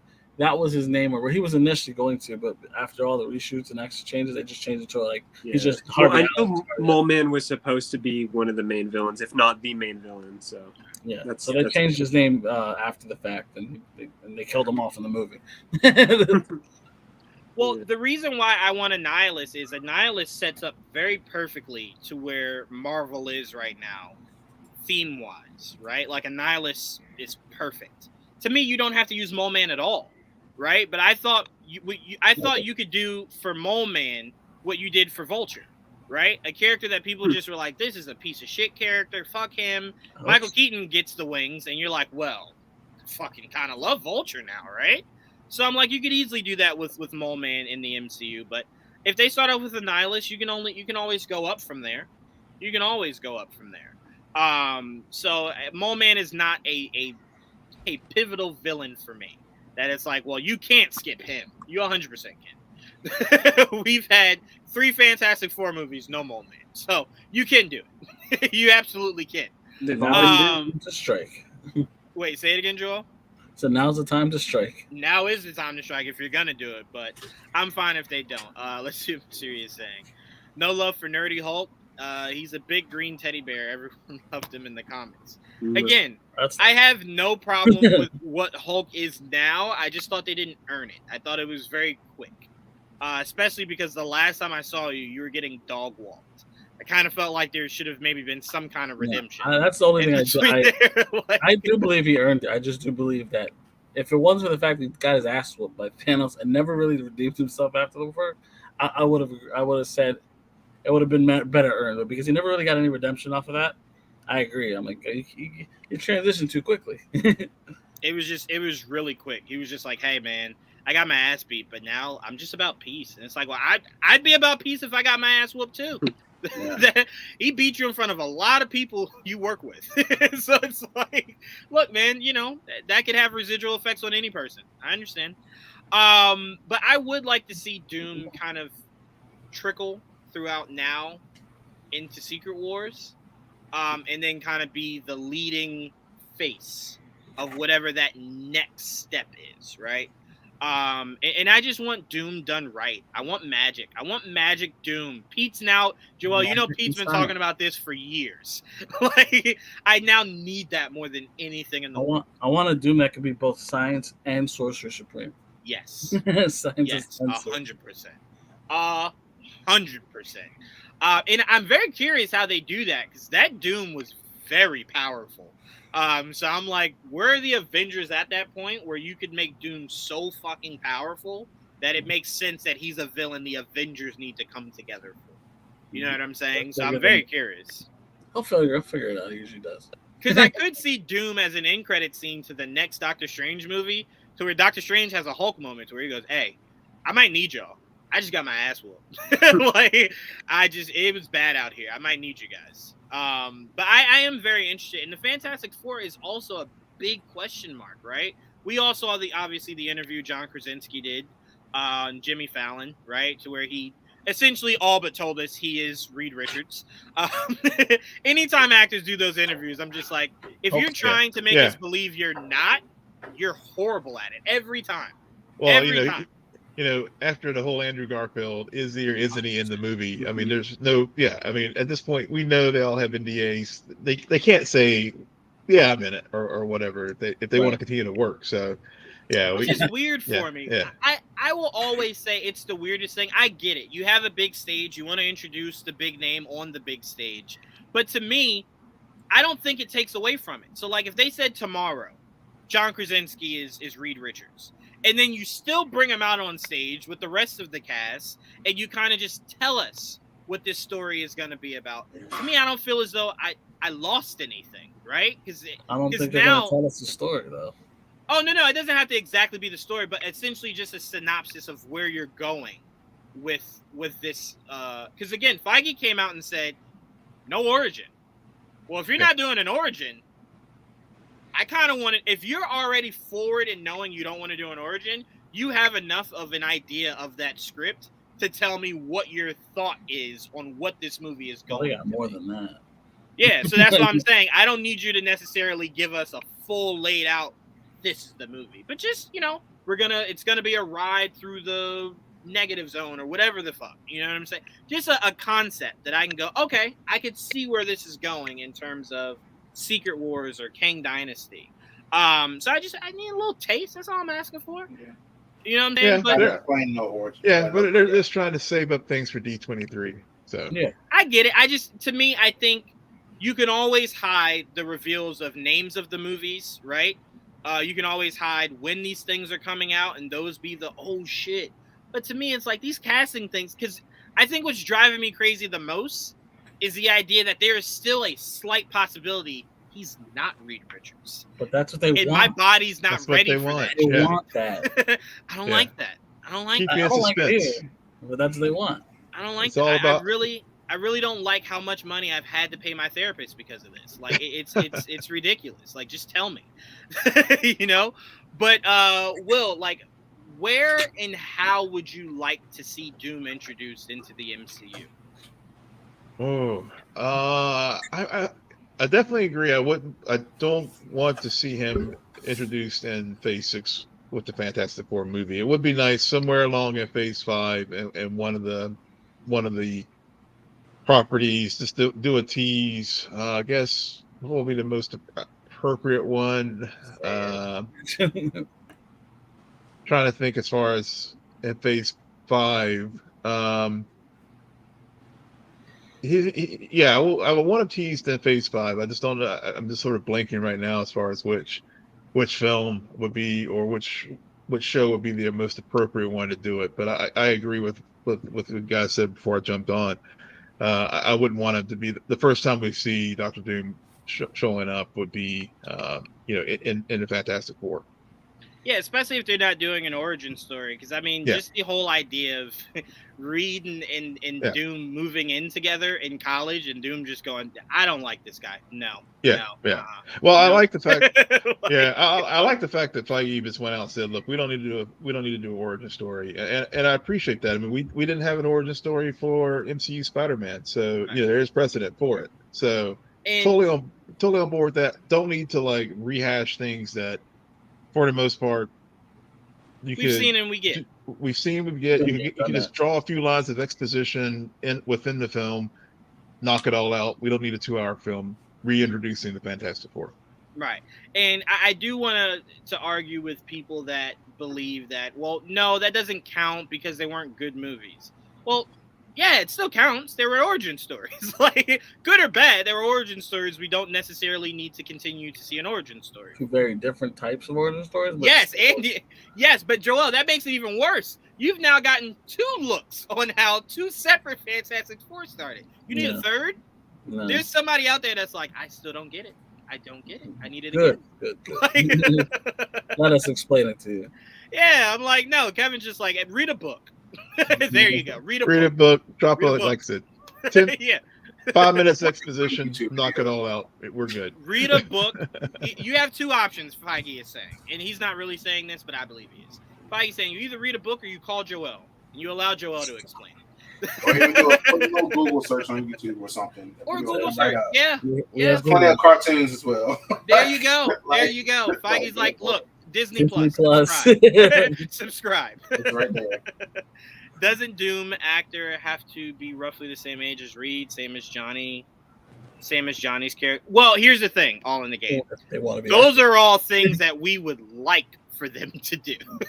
But whether or not they'll do it, who knows? They might go the route that Doom does not have a connection to Reed at all. He develops a connection that's not through respect, that's not through business, that could be through the idea of Reed seeming to be a threat to everything that he holds dear, right? And then that's where the rivalry begins.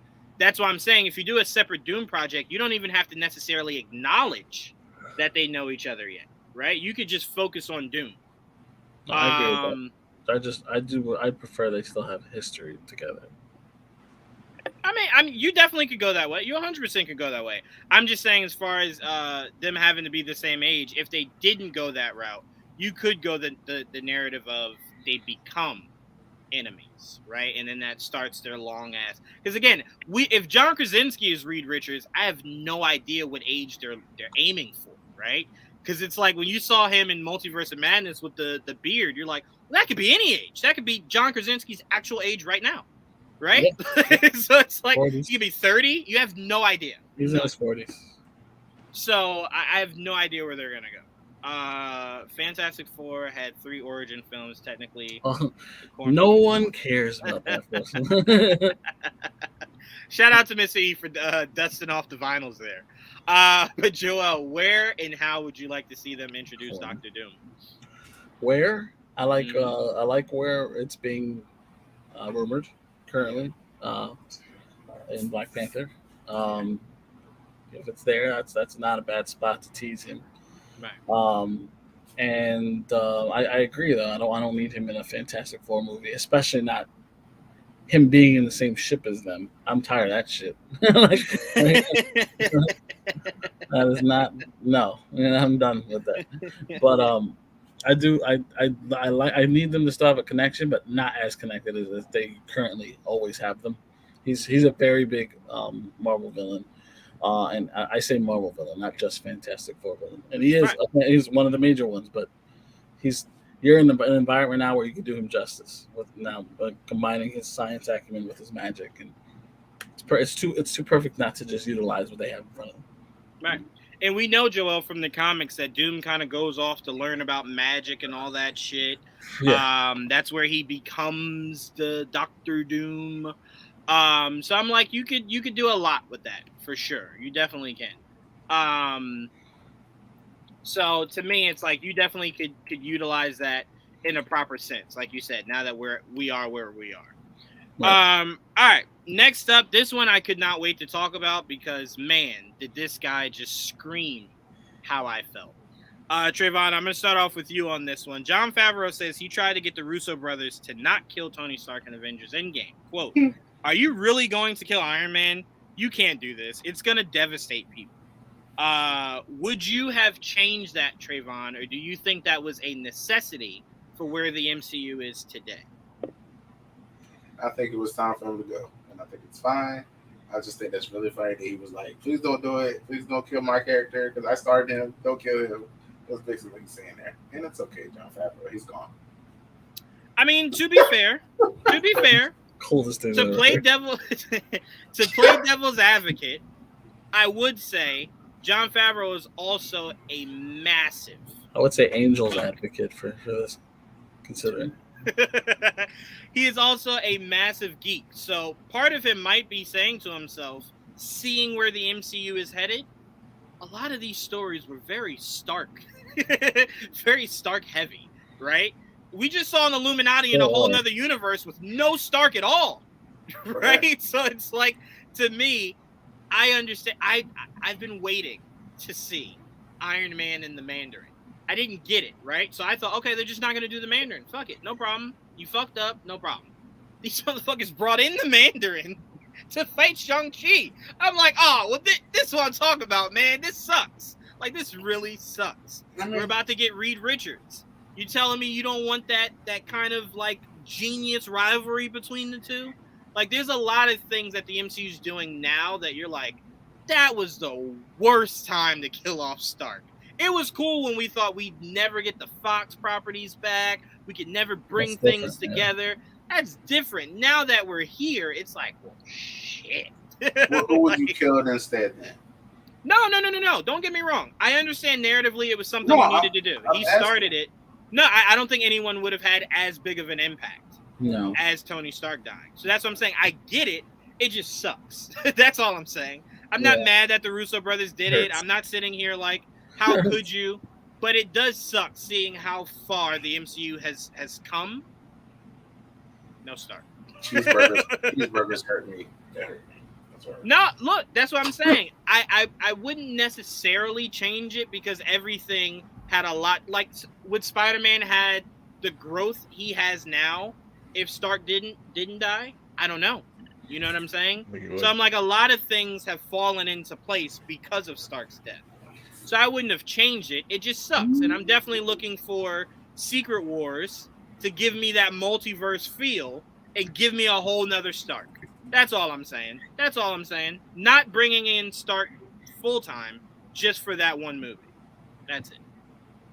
Right.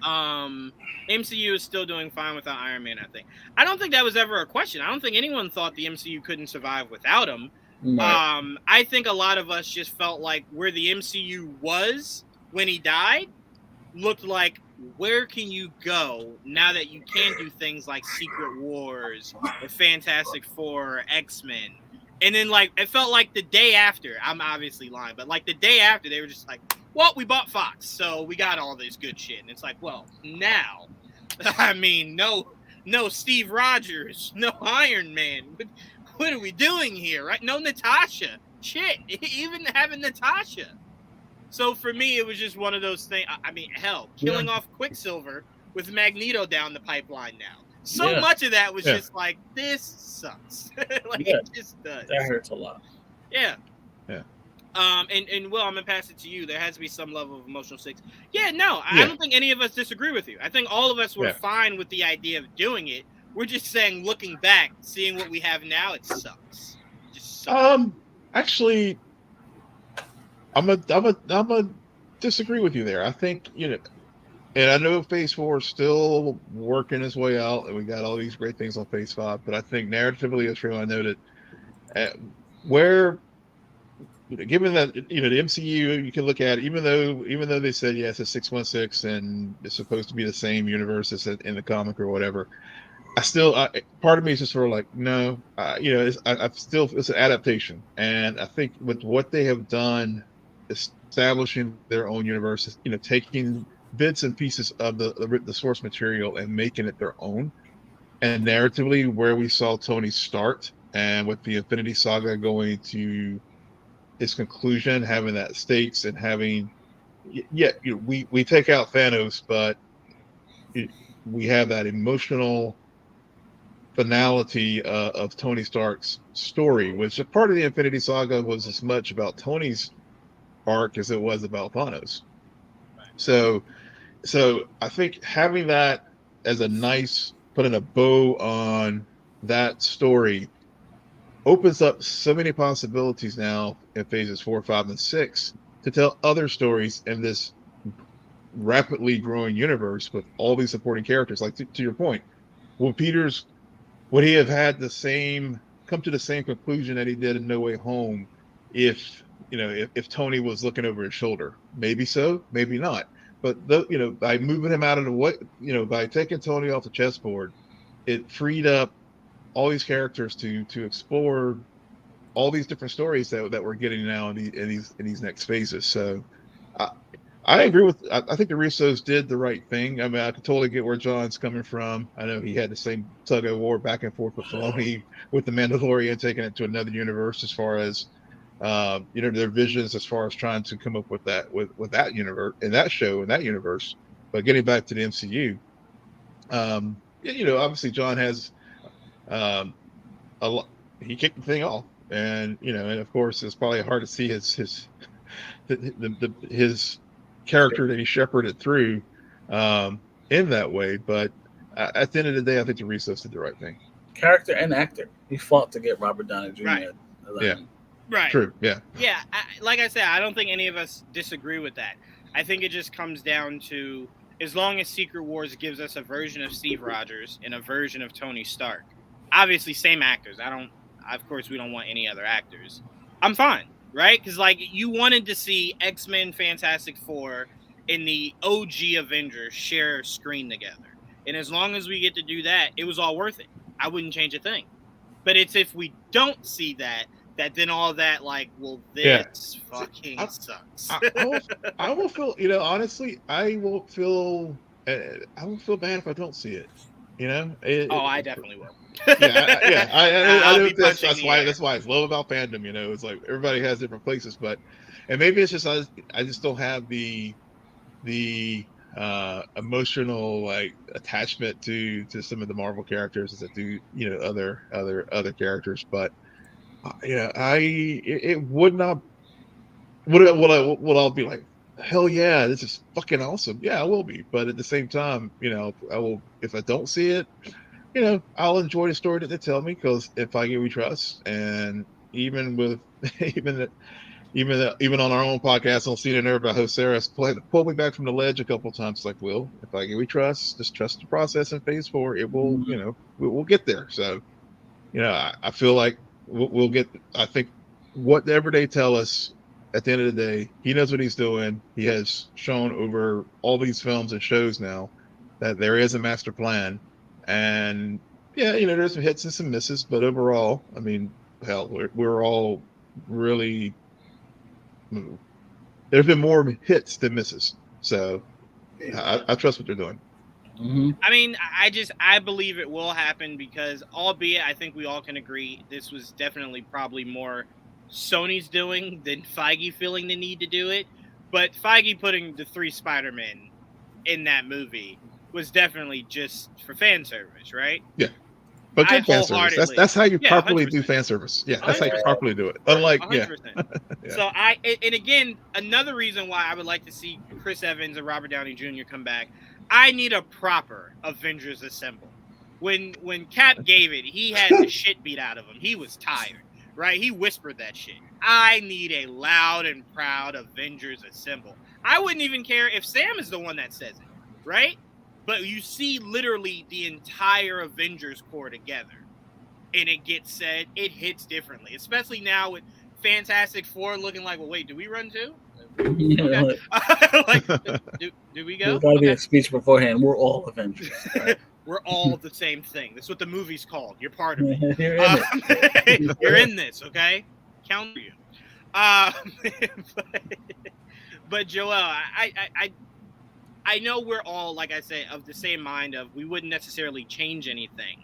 But do you kind of side more with with Favreau on the idea of you just can't do that? Or are you with the Russos to where it's like narratively it needed to happen? I don't disagree with it narratively. No. It was full circle. It started with him and ends with him. I thought that was the perfect way to end it. But I can't say I'm happy that we're now going to get the Fantastic Four and the X-Men, and I don't get to see him interact with them.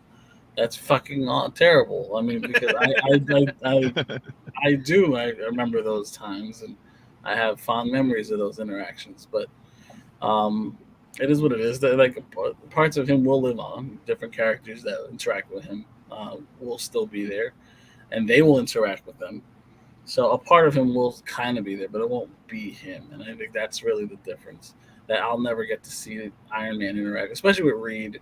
I would love to see the banter between the two of them, but it is what it is. You know, you move on, and like I wouldn't take away the way it ended because I thought it ended so well, and they are their own animal. At the end of the day, the MCU is their own thing in their own world, and the fact that we've gotten this far and gotten this many characters and more to come is something I'll never thought I'd see the day. So I take my blessings every day.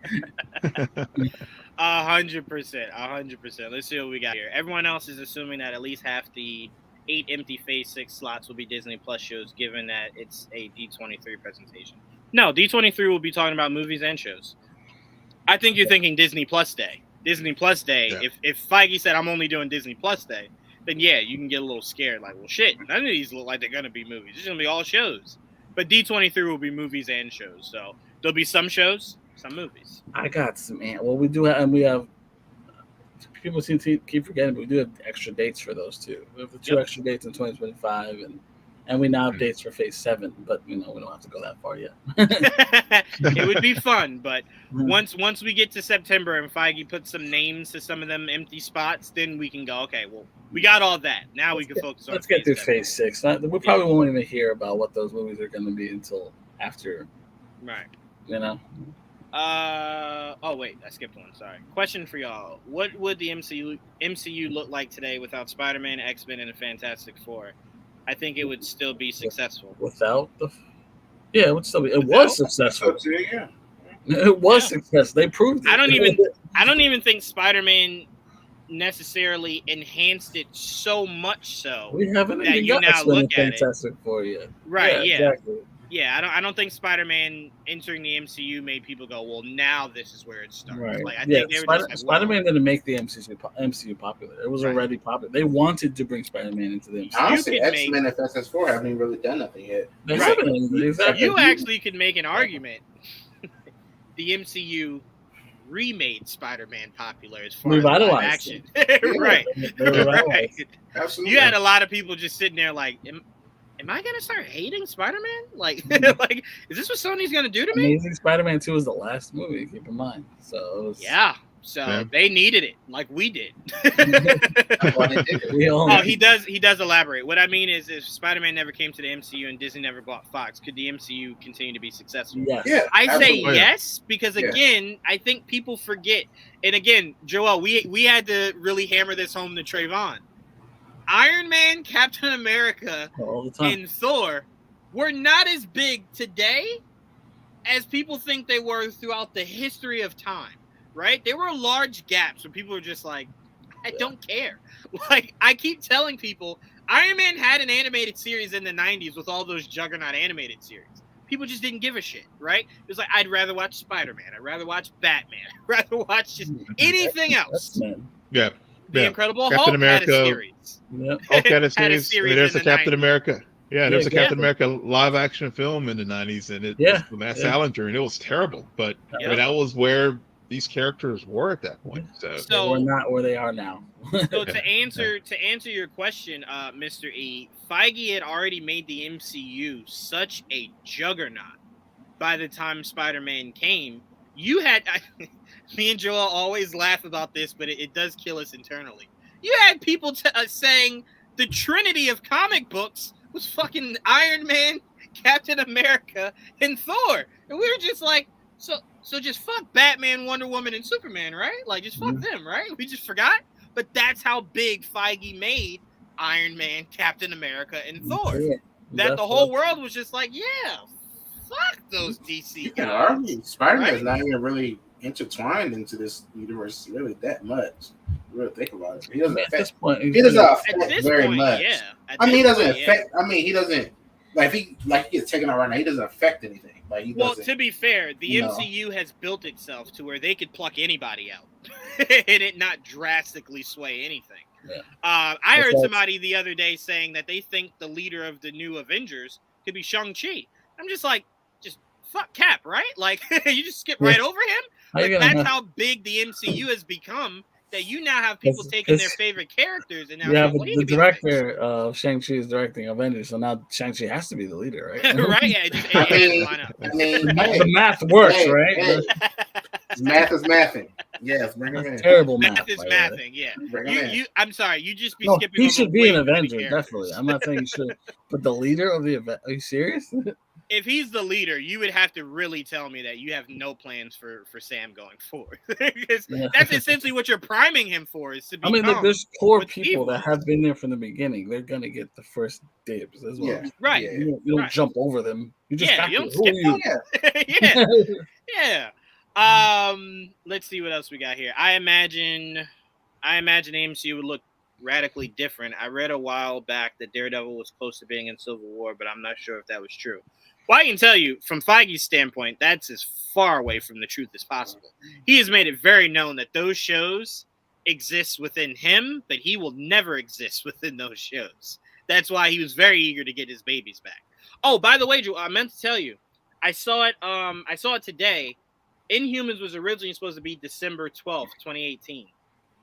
That was his original. I was slate. looking for that date because I was like, when the fuck was that? Because I Yeah, know that was it his wasn't even that original long date. ago. It's crazy. It could have been in 2018. Yep. Oh man, what the world could have been if we had the Inhumans. Mhm. Somebody wouldn't be a fucking mutant. But anyway, yes, the MCU was successful without their top tier characters and would have continued to be successful. Absolutely.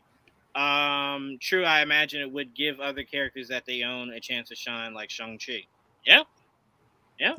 100%. Like Shang-Chi as a major player in the MCU at all is still shocking me because he's always been street level. For this to bring me, this is crazy. So much is confusing about everything. Yeah. MCU didn't want their B and C characters, but DCU couldn't do for their. I'm not going down that. I don't think that's true. I don't think either. that's true. Yeah, I don't think that's true. Captain America had a lot of live action movies prior to Chris Evans' Cap movie. I think one of them had him wear a motorcycle Yeah. helmet. None Yeah, of them. it were I good. mean, Cap did wear a motorcycle helmet, so that's not that true. no, Yeah. but his mask was the motorcycle. Yeah. Oh, yeah, then, this- then, that- then Yeah. yeah, that was the Yeah. one little trivia here. That was the one from the late 70s with Red Brown. Yes. Yeah, Who was that definitely cool. sounded like Yeah. somebody never read the The comics. see-through They were just like, shield. yeah, I remember yeah, that. I just do whatever I Yeah. want. Daniel has also worked a lot with Brie Larson, so expect a lot of Brie. Yeah. I mean, yeah. Well, I even mean, if he wasn't the director, he's a I major believe you player. have not used Captain Marvel enough Yeah. for me to believe that I wouldn't be getting a lot more of Brie Larson. in the next Avengers, you're movie. gonna get majority of the characters you've seen thus far. Yeah. But again, I don't think he's gonna play any favoritism. I didn't watch. I mean, you know what? I take that back. I take that back. I do take that back because Avengers Endgame, that last battle, Cap was doing a lot of shit. You could argue Cap maybe shouldn't have been doing. So that was definitely them going, all right, Iron Man's down, Thor's down. It's Cap's time to shine. And it's like, well, we get it. We understand that's their baby. We get it. So yeah, you might be true. I take that back. Shang-Chi You might be coming in right. and whooping ass. There might be certain moments in that movie that you're just like, there's a lot of Captain Marvel in this scene.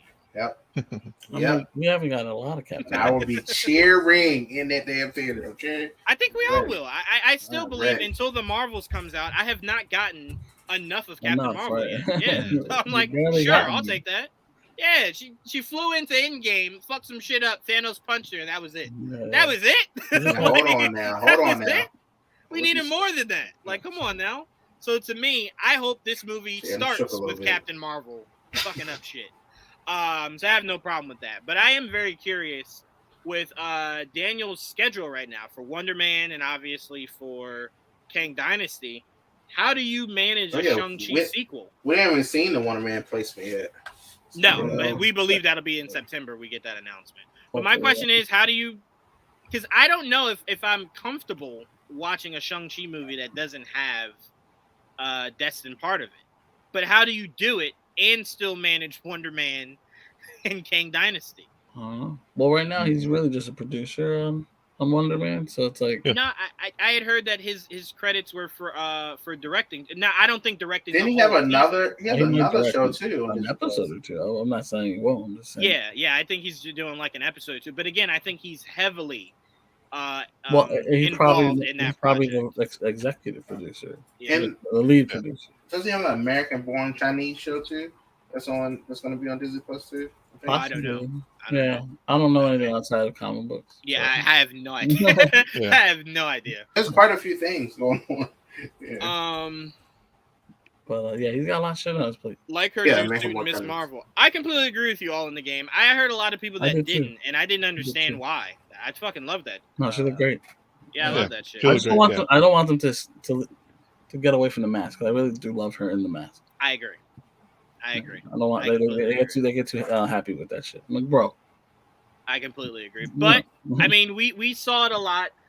We saw what the MCU does with characters that primarily have to wear masks. They find ways to make you always see the face, right? I get it. So Jesus. to me, and when she does her binary mode, you have to imagine they want her mask off for that. Yeah. So I get that. Yeah. When she's binary, that makes sense. It's fine. But like when she's not, if she's flying through without being binary, just about to put the say mask that, on, you Joel. know? I was just about to say that. When she's flying, that's a perfect time to just throw the helmet on, right? Yeah, like when she first learns to fly. Like I love that scene. The mask. Yep. That's awesome. Yep. Brooklyn Nine-Nine guy is show running the Wonder Man show, which is brilliant. I fucking love Brooklyn Nine-Nine. Yeah. I can't complain about that. I can't wait till they cast that. And look, I hate Wonder Man. I say that all the time. Ooh. One of my least favorite characters of all time, Wonder Man. I like But you that. know what? I'm excited for what the fuck they end up doing because I always end up loving what they do anyway. I would love for Henry Golden to Okay. be Wonder Man, just so I know that takes him immediately out of ever further pursuing Snake Eyes. So this is perfect. Perfect. He could do Get him as both. Wonder Man. No, He could do both. nope. Give him as Wonder Man. That's where perfect, beautiful. I want Ralph Boner. That's all.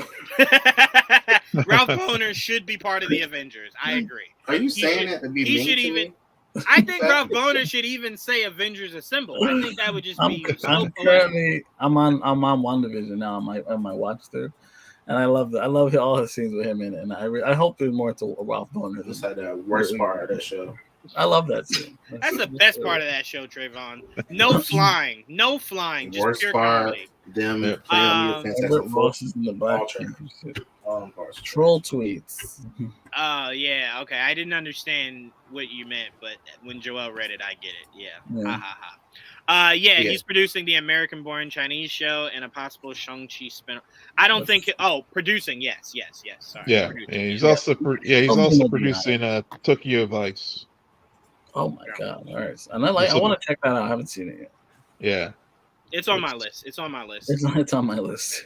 It's on my list because I scroll past it every time I go into HBO Max. And I'm just like, I'll watch it one day. one of these days. One of these days, I'll look at you. I'll just glance. All right, let's move on to some Saturn news, and that Saturn news is MGM has reportedly lost the filming rights to Tomb Raider. I am both excited and devastated. I'm excited because I think you did a pretty shitty job the first time around. And I'm sad because I don't know who is in a rush to buy up those rights and then make a Tomb Raider movie.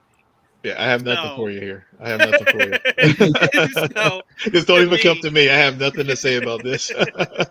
so to me, but this goes into, Joel, what we always talk about when people are just like, oh, like, you know, I don't care if this movie does good or not. And you're like, well, no, you should, because if it's trash, it might be a studio that goes, well, never fucking do it again.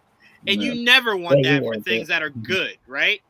You know what I'm saying? So that's one of the things that I'm like, it can be good, right? You just need somebody that cares enough about it to want to do it, right? And then you can make something beautiful out of it. Mhm. But whenever you're just like, well, you know, the last one was horrible, I didn't really like Angelina Jolie's, fuck it, it can just never exist again. No, because then that ruins the ability for somebody who's at home right now thinking to themselves, I can make the perfect fucking Tomb Raider movie. And that's all I want. Netflix snatching us up. Netflix snatching us up. They just might. They just might. They got the animated show, I think, or something, right? Yeah, they do. They just might. Yeah. I wouldn't be upset by that, honestly. They just might. I mean, I'm not as big a Tomb Raider person as I used to be. Yes, Well, not she the was. She was gonna write and direct the sequel. To the last movie, right? Yeah. Yeah, that's right, exactly. Yep. And I guess they're in flux right now, and I guess whoever ends up buying them will start working on it, and I guess that version of it is dead. Sadly, because I actually enjoyed that movie. It was not that bad. But the games, especially the newer games, have been really good. Yep. So that it deserves a better interpretation. But as of right now, I mean, I'm not the biggest Tomb Raider person. The original movies, Angelina Jolie, were nice popcorn flicks. They're all right. New one was decent. The interpretation different than what we got before. It was more accurate to what you'd want Tomb Raider to be, and more recent too. It definitely has. It had looked more like the recent games. Right. But it's sad. But like, hopefully, wherever it ends up now, it'll get done justice. I hope so. So Trevon, you thinking Netflix could snatch it up? Yeah, it makes sense for them to do it. Yeah. And look, I think if you're Netflix and you take it, you should make it a series. Make it a series. Don't make it a movie. Make it a series. Because again, me and Joel liked what was that one that what's his name was in? It was based off of that anime. It got canceled like immediately. Movie? Shit. No. It was a series on Netflix. Cowboy Bebop. Bebop. Yes, Bebop, Cowboy yeah. Bebop. Cowboy Bebop. I really like that. I love the freedom they gave that team to make that show. So to me, I'm like, Tomb Raider, I think, might be better suited as a series. One where she's kind of she's finding things out episode by episode. And then your budget doesn't have to be too massive for a series. You can kind of make it more adventure, but more contained. Right. So I think a series for Netflix would be great for them if they. Yeah, I just honestly, I mean, given the way they're bleeding subscribers and everything right now, I just I don't know. I mean, I can't even see. I don't even see Netflix putting money out there for something like this right now. Unless they just, maybe a year ago or 2 years ago, they were just cutting checks left and right for series, but. One thing we learned is that these streaming services love the hero complex. Somebody's going to want to be the first one that takes Tomb Raider and makes it into a big thing, right? Brings the feeling back of what that should be. Somebody's going to want it. It might not be Netflix, but somebody is going to survey it and pick it up. Yeah, maybe. I mean, just given the environment right now, I just don't. It may just be one of those things that just still have to sit on the shelf for a few years before anybody picks it up. They got a lot of IPs right now. They got something coming out for like every week. Like they want a massive right now. Netflix is trying to hit like gold because right now they have a lot of shit, but the quantity doesn't mean quality. And the problem right now is they don't have enough quality. They have also what's hurting Netflix is you have Apple, right? Who isn't even in the realm of anything that Netflix, Marvel, or DC is doing, and they are thriving, right?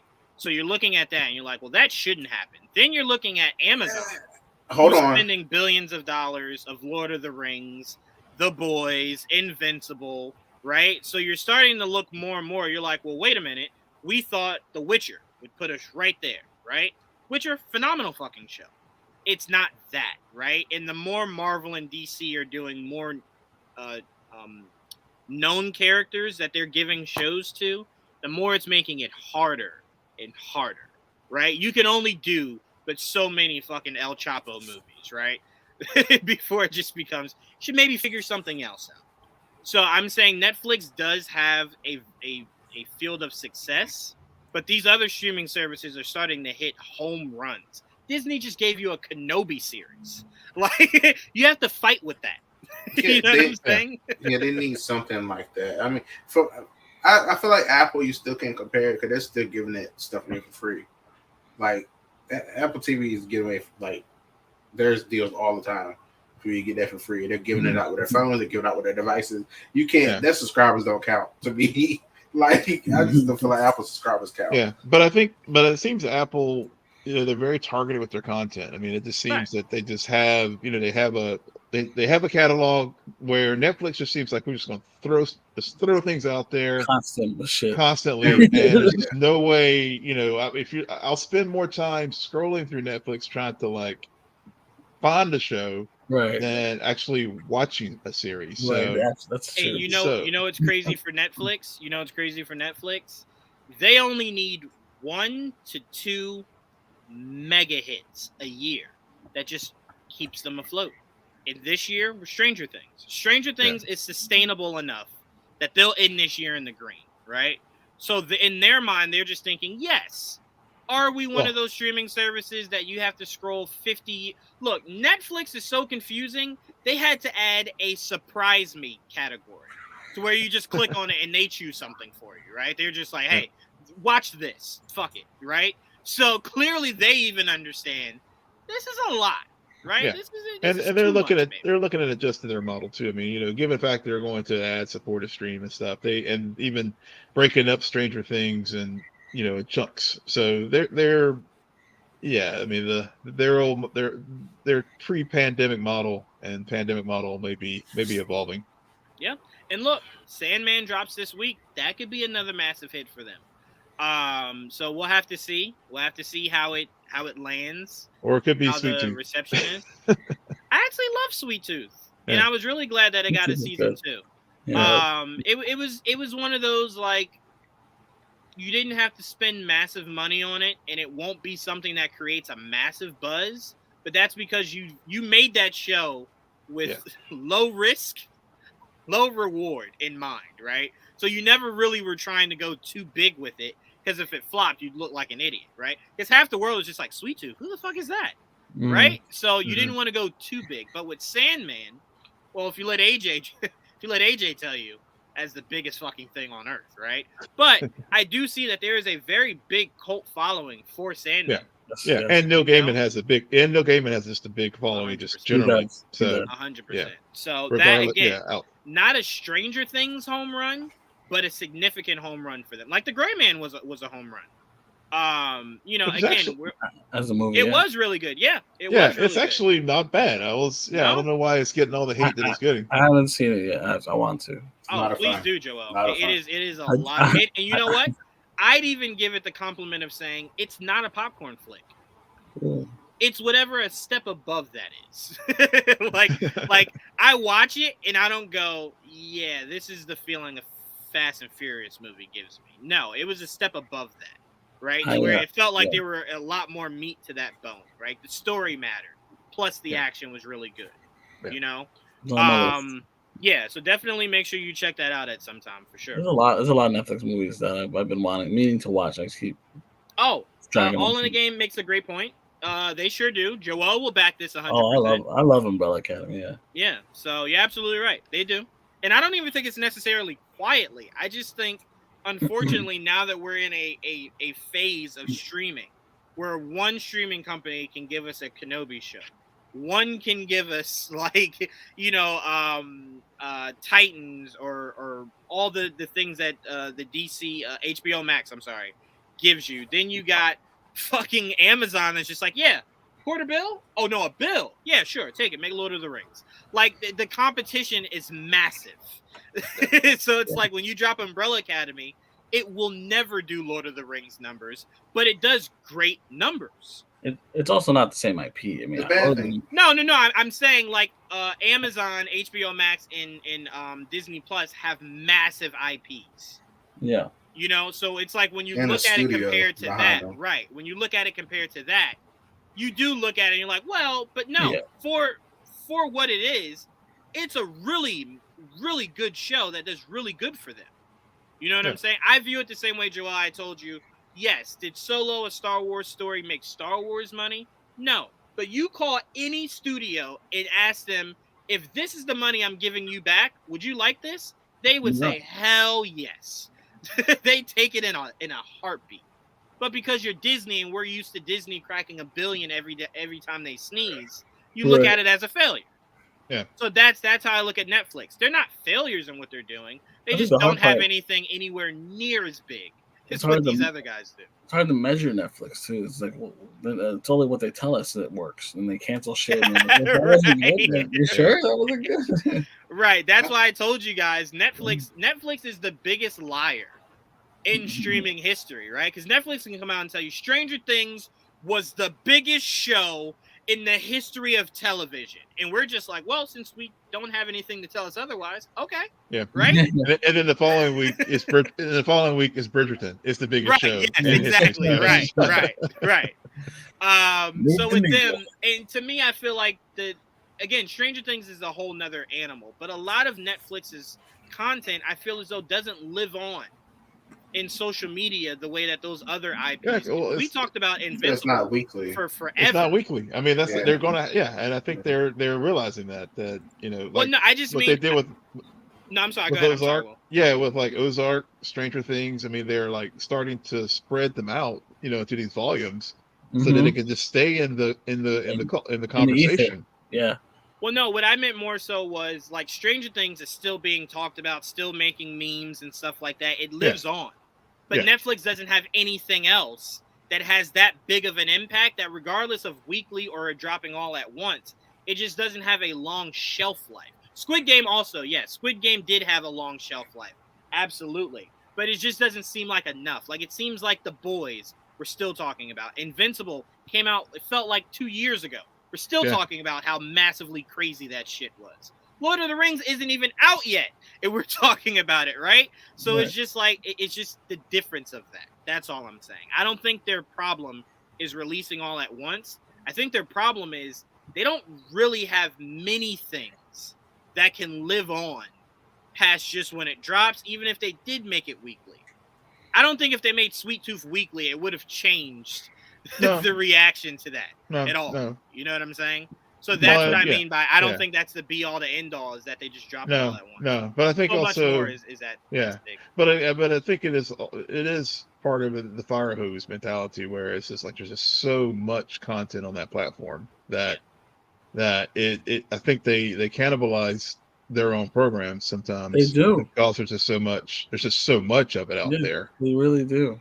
And, Because and the lack of advertising. I mean, you know, Stranger Things is one of those things. You know, it's one of those cultural things that's captured lightning in a bottle. So I think you put that show in another category. Yeah, like Arcane. Yeah, that's another one. I mean, it got a lot of buzz. Still gets a lot of buzz. Cool. People word of mouth and no, stuff. I love Death Robot. It's good too. Yeah. Mm-hmm. Absolutely. Yeah, like I said, and to what you were saying, well, I think also Netflix's biggest problem is you can't release Stranger Things on a Friday, right? And then release other shit the same day. Like, you have to know that Stranger Things is just blanketing everything you drop here, right? So it's like, you just got to better space things, right? But it's also hard to space things when it's like, well, how can I navigate around Disney, around Amazon, and around HBO Max, right? We don't have IPs that big. How do I navigate and not get lost there? Yeah. Buy bigger IPs. Like, I don't really know what to tell you. Buy bigger IPs. Yeah. I mean, Well, they changed the game once before, so yeah, They did. they'll figure if there's a way to change things in the streaming wars, they will figure out a way to do it. And you know what hurts them? They Mhm. changed the game, and then the game changed on them. So, Yeah. so it's like, wow. Go You know, 'cause- fire with fire. yeah, because you know Oh, it's funny? Like, Netflix's on your left. reaction... Yeah. Netflix's reaction was hilarious. They were like, bro, wouldn't you guys like seeing everything all at once? And we were like, hell yeah. And then Disney Plus came out and said, nah, you're getting that shit weekly. And we were like, oh, wait, no, that's better. And Netflix like, well, what the fuck? Like, Yeah. yesterday you liked it all at once. They're like, we don't anymore. This So, is not a movie theater chain. On your left. That's all. on your left, She's about 100%. the major. They should buy a movie theater chain? Yeah. How would that help? I don't know. Yeah, show their movies in the theater. I don't know. That'd be the opposite. Well, they do. The They Irishman do. came out in theaters. Not enough theaters like Greyman. Well, no. I wanted to see They're it. limited. It was Yeah, a limited. It was a. Well, remember, limited. they wouldn't have put it in theaters at all. They only put it in theaters because that was the only way to get nominated for an Right. Oscar. Right. Yeah. So, but yeah, to them, they're like, if I put it in a theater, why would you come here to watch it? And that would defeat the whole purpose of it. So, buying a movie theater chain would hurt them a lot more than help them. All right, so we got just one or two more topics before we get out of here. I definitely wanted to talk about this. Oh, no. Sorry, I'm sorry, Trevon. I want to add this topic in here for you because I saw you arguing a lot of it to a wall, but mainly for for all the negativity out there. Apparently, people are losing their mind at the idea of Shuri becoming Black Panther Yes, they are. because they believe that there's no way Shuri could defeat Namor. She's never fought. And to me, I say, I think people need to realize Namor is a pretty big character. He won't die in this movie, right? Right. So it's okay to be defeated, right? Like, you could be defeated by even the most spectacular of things, and it's like, anyone gets lucky on a random day, right? Can you do that shit twice? And she'll have a chance to show that. But to me, I kind of believe, seeing how prominent the Dora Milaje are, right? It's really hard for me to believe that Shuri grew up in that kingdom and just said fighting. Right. I have no use for it. Like, fuck it. I don't know. I don't want to do it. I find that very hard to believe. You know, I I just watched. Well, who did I watch? I can't remember. Black Gay Comic Geek, I think it was. He pointed out that Steve Rogers could barely do anything, and then we got super soldiers in him. He could all of a sudden fight and do everything. Like, he was great Just at got fighting. strong. He was great at everything. Strong with Like, that. Yeah, Steve Rogers is definitely one of those kids that's just like, you know what? I'm weak, but I'm going to go take some steroids. I'm going to fuck y'all up tomorrow. That's what happened. He That's could take a exactly what beating. happened. That's the one thing he always said he could do. That was his superpower. He That was could his get his superpower. ass whooped better than anybody. I could use all day. Baby. And so I wanted to bring this up because I know people were throwing at me like, but you had such a problem with Rey beating Kylo. My problem with that was Well, she had that's accessed power that she had never known she had before, and then utilized it to beat somebody who had trained since he was fucking 9. So I'm like, that is a drastic difference. But Shuri could beat Namor so many different ways. For all we know, her Yeah, we suit don't can know be it, very tech savvy, right? And she could use tech to defeat him. Oh, I So mean, I'm like, it doesn't yeah. have to be straight hand to hand. Is the only way I defeat yeah, Namor. she's definitely using Yeah. them Panther Blaster things. I'm telling you right now, those are in the costumes somewhere. Right, for sure. So I'm like, to me, I never understood that because I'm like, at what part of this trailer did you guys see Shuri standing over Namor after like just whooping his ass? Like, did I miss that? It's not. At the end of the trailer, you see when the arm goes down or whatever. If you're paying attention very hardly, like I have been, you see somebody. It looks like it might be Namor on the Yeah. ground in front Yeah. or whatever. They probably fight at the end. I'm pretty sure they're gonna fight. 100%. And again, there's so many different ways that Shuri could win that fight. Fuck it, the Dora Milaje could jump in at some point, distract him, and Shuri comes in and gives a blow, right? There's just so many different ways this could happen. But if Shuri is the one to deliver the blow, I'm fine if you're saying Shuri defeated Namor. I would have an issue if you told me Shuri killed Namor. Because then I would go, well, that's a lot harder to believe, right? That Shuri got the best of Namor so much so, she was able to kill him. That is a stretch for me. But just to defeat him, that shit could happen. It could happen. Sunday. That's not Yeah. hard to believe at all. Are we all in agreement there that that's not the hard part to wrap your head No. around? Like, Not hard at all. Yeah, She yeah. has, I said she could kill him too. I wouldn't be having a problem with it. I would have a massive problem with that for so many reasons. I want him to Just stay, introduce them. But Like, but what are we you know doing, Marvel Trevon? for killing villains. I mean, But it he's ain't not a like- villain, though. He's not a villain. we don't know that. We don't know what he is. No, Namor is 100% an anti-hero. And again, the trailer gave you a lot of clues as to the character of Namor going forward. It very much seems like something happens, right? They fun the throne war. Wakanda essentially steps in the middle of it.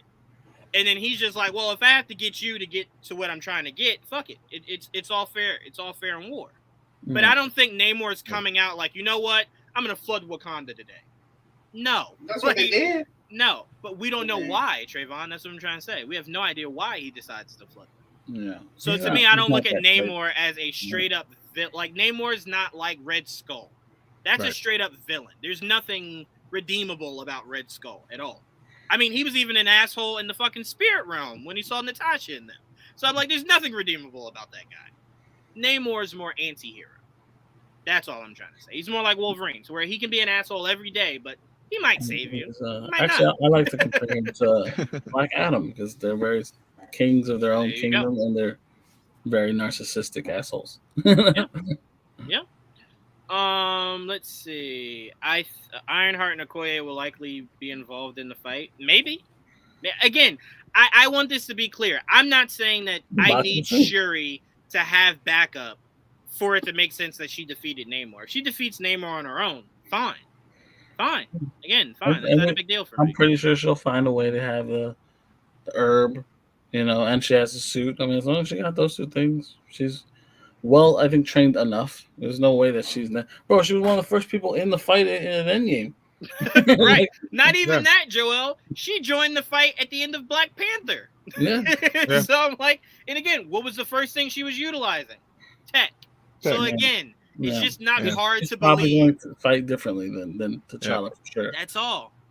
And I could honestly see maybe somewhat throughout that movie, the Dora Milaje are starting to train her more and more, right? And then off screen after this movie ends, the Dora Milaje spent a lot of time with Shuri, training her on how to properly be the Black Panther. And then boom, it's fine. That's all. People are acting like this movie had Thanos on one knee and Shuri standing over him. Like, why are we acting like Shuri just defeated Thanos on her own? Like, come on, guys. Like, relax. It's not that serious. Yeah, Namor has to stay around. Who is going to simp for Sue Storm and Russell Reed's Jimmys? Well, Victor Von Doom, essentially. But I agree. Namor does need to be a thorn in a lot of people's side. So, yeah. Trevon, stop trying to kill off Namor. All right. Apparently, it was made known that Spider-Man freshman year will be a multiverse story that is set adjacent to the MCU. Quote, because of new random occurrences, it's not Tony Stark who's waiting for him there. It's Norman Osborn, and that sends his life in an unexpected trajectory. Mm-hmm. My biggest issue with that is I really would love the idea that the shows, the movies, and the animation are all one big thing, right? You can make your Elseworld things here and there, but I like the idea of that shit all just meshed together, right? Like you're just seeing things that they don't really want to explore in the movies or shows, right? So it's like I didn't really want to explore Peter as a freshman in the movies, right? I wanted to go sophomore. So here's your freshman, right? I'm fine with the idea of that, but it being adjacent, that means you're going to do all the cool shit we may or may not see in live action, and that shit hurts.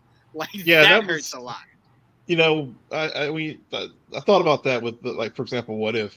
Because I know they were like with Doctor Strange and Multiverse of Madness, because they set all these things up in it, and then just like Sam Raimi just didn't bother with WandaVision. I felt like a lot of things that were in What If that I thought were going to, get some payoff and Doctor Strange too. It wasn't there, so I totally hear you on that particular point. Yeah, it's just it's frustrating because it's like, and What If was like built to be part of the the MCU. I mean, at least and I would have liked to have seen Uatu at some point in Multiverse of Madness, right?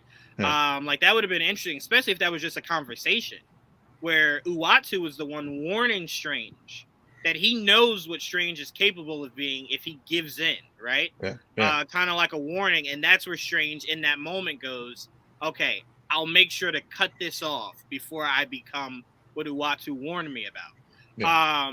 So, I mean, I don't know, man. It just, like I said, it bothers me because it's like if we see a whole bunch of really cool shit in this series and it doesn't play out in live action, that's going to really...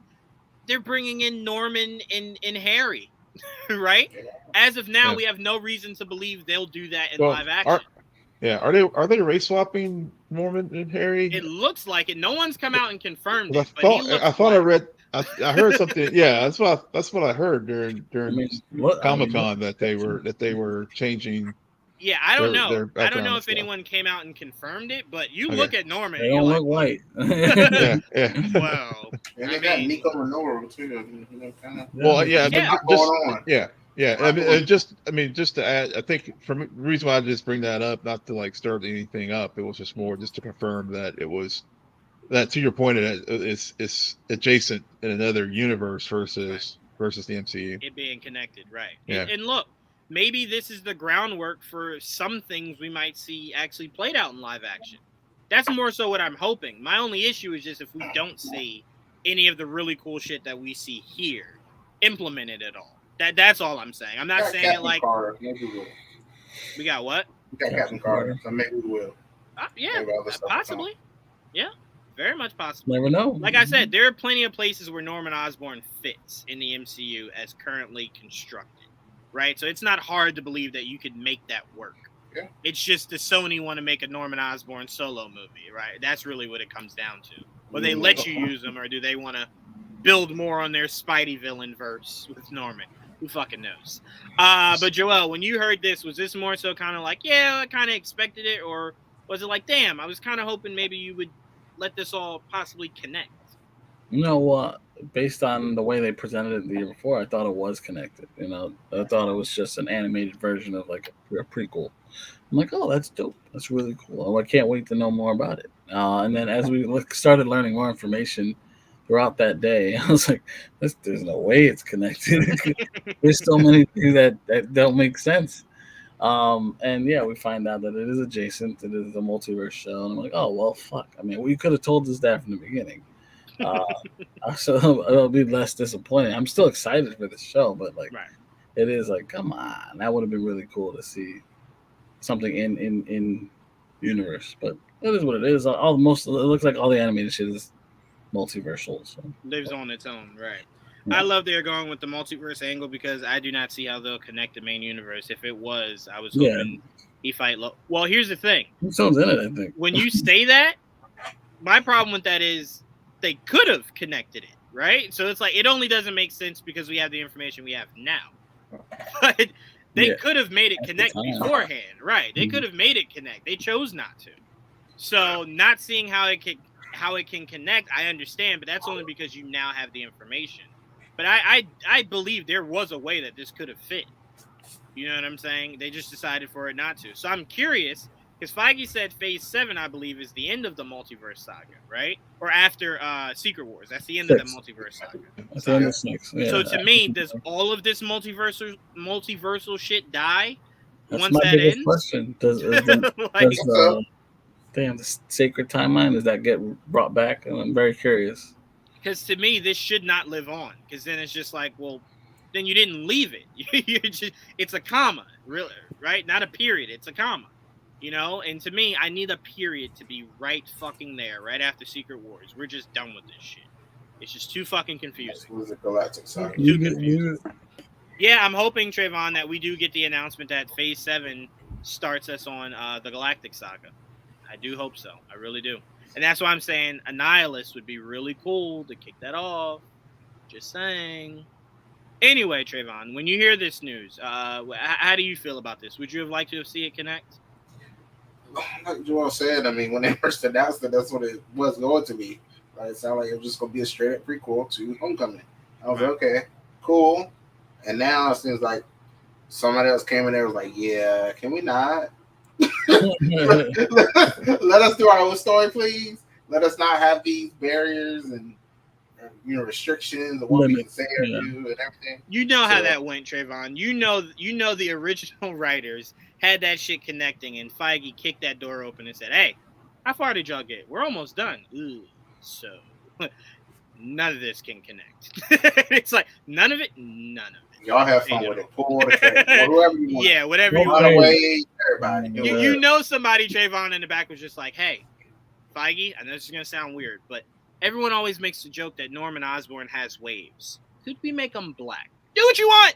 Freedom. Do it. I don't care. Do it. Have fun. I don't care. Do whatever you want. Just know that I will never talk about this show in the same vein as the main continuity. It doesn't work that way. You don't exist. So as long as you get that, some things, maybe. I might pluck a character or two for Secret Wars. We'll see. Right. I might pluck some people and give you no credit, but just know I appreciate it. I did not be in the main line. I might pluck them. Right. Yep. 7-8. That's it. You know, but that's funny. You as a whole. No. Yeah. Because I'll never forget when Feige did that shit. We were like, Agents of S.H.I.E.L.D. All right, let's go. It connects. And Feige was just like, I didn't say that. We're like, but wait, that's Coulson. That's Coulson. We just saw Fury, too. We saw Lady Sif. It all connects. And he's like, I never told you that. Well, why am I seeing people from your movies in here? I couldn't tell you. I don't know. I don't know, but no, you'll never see that shit here. I'll tell you that.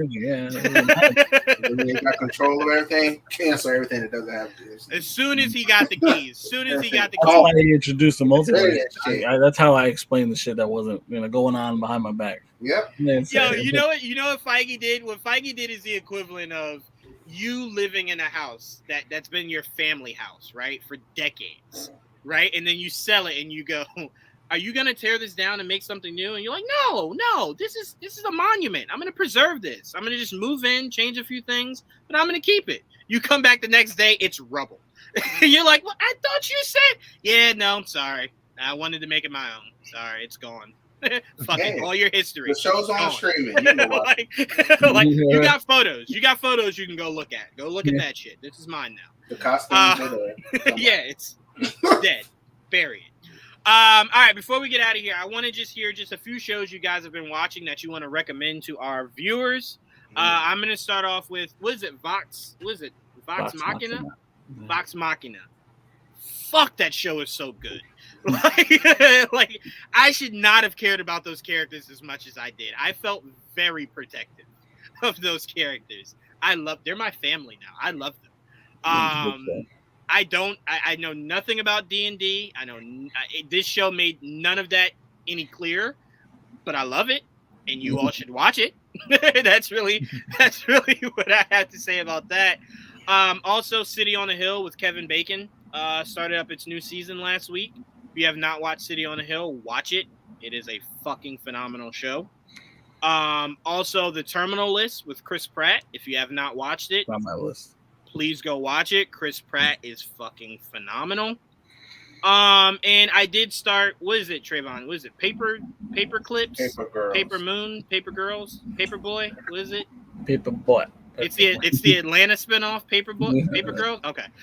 No, Paper Girls. I've started it. It does seem weird, but I think it's meant to be. Right, and again, I haven't gotten that far, so maybe it's not, and it's just a colossal fuck up. But I have been intrigued by what I've seen. So I heard it's supposed to be like Amazon's version of it's Stranger Things inspired type of show. Yikes! Yeah, they missed that field goal. And again, this is only I'm very new to this. Okay, I haven't finished it, so I don't want to make it sound like the show is poo poo, but. If that's what you're aiming for, Netflix feels pretty safe. I don't know. It might be better because I don't like Stranger Things. So I don't know. Well, then you couldn't make that argument. We'll see. Yeah, and I could be wrong. I thought that's what I thought that's what people are comparing it to. Yeah. I will say, Will, it does give the feel. I could see where it's coming from. But it's just not landing so far. Like Stranger Things by episode 2 or 3, I was just like, you've gotten me. I'm curious. This is like, I don't want to quit, so I'm going to finish you, but yikes. Oof. Okay. But Will, what have you been watching lately? Finished up the Offer on Paramount Plus. Oh, I'm in the middle of that. Yes. Will, that show is so great. I watched 1 and 2 immediately after the finale. Yeah, that's definitely been one of my ones from the summer earlier. We Own the City, which I was just so mad that it did not get. I'm almost done with that.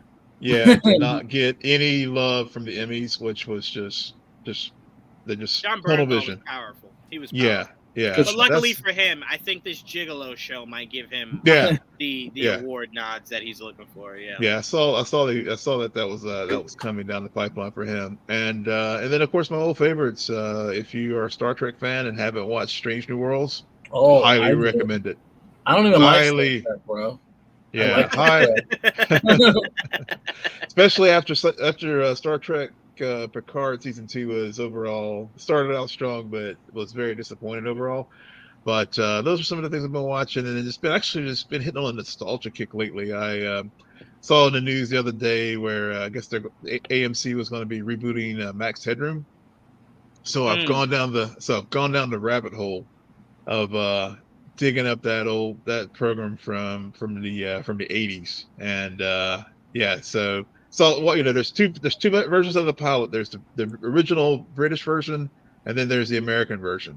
So so it was just fun watching the two. I went down a rabbit hole this weekend on YouTube watching both of them, and just seeing how they're some are scene for scene the same, and then the American version goes this way because it was going to series, and the British version goes another way. So if you want to take a trip down nostalgia road, Max Headroom. All right. Yep. Oh. Make sure you guys check those out. Some real good titles there. Like I said, I think I'm gonna try to give Star Trek another chance, but oh man, the original shows I just could not. I couldn't do it. I normally can't either, but couldn't. Strange New Worlds is Strange New Worlds surprisingly good. It's very, very good. I know they were going back more towards the episodic Next Generation, but there is a through line throughout the season, but it's not like serialized where each week they're building on this like big bad for the season. It is truly got back to its episodic roots like Next Generation and the original series. But it's Anson Mount kills it. Ethan Peck. I love Anson. Ethan Peck has been great as Spock. Rebecca Romaine. I mean, just the whole cast, top to bottom. Yep. Amazing, great storytelling.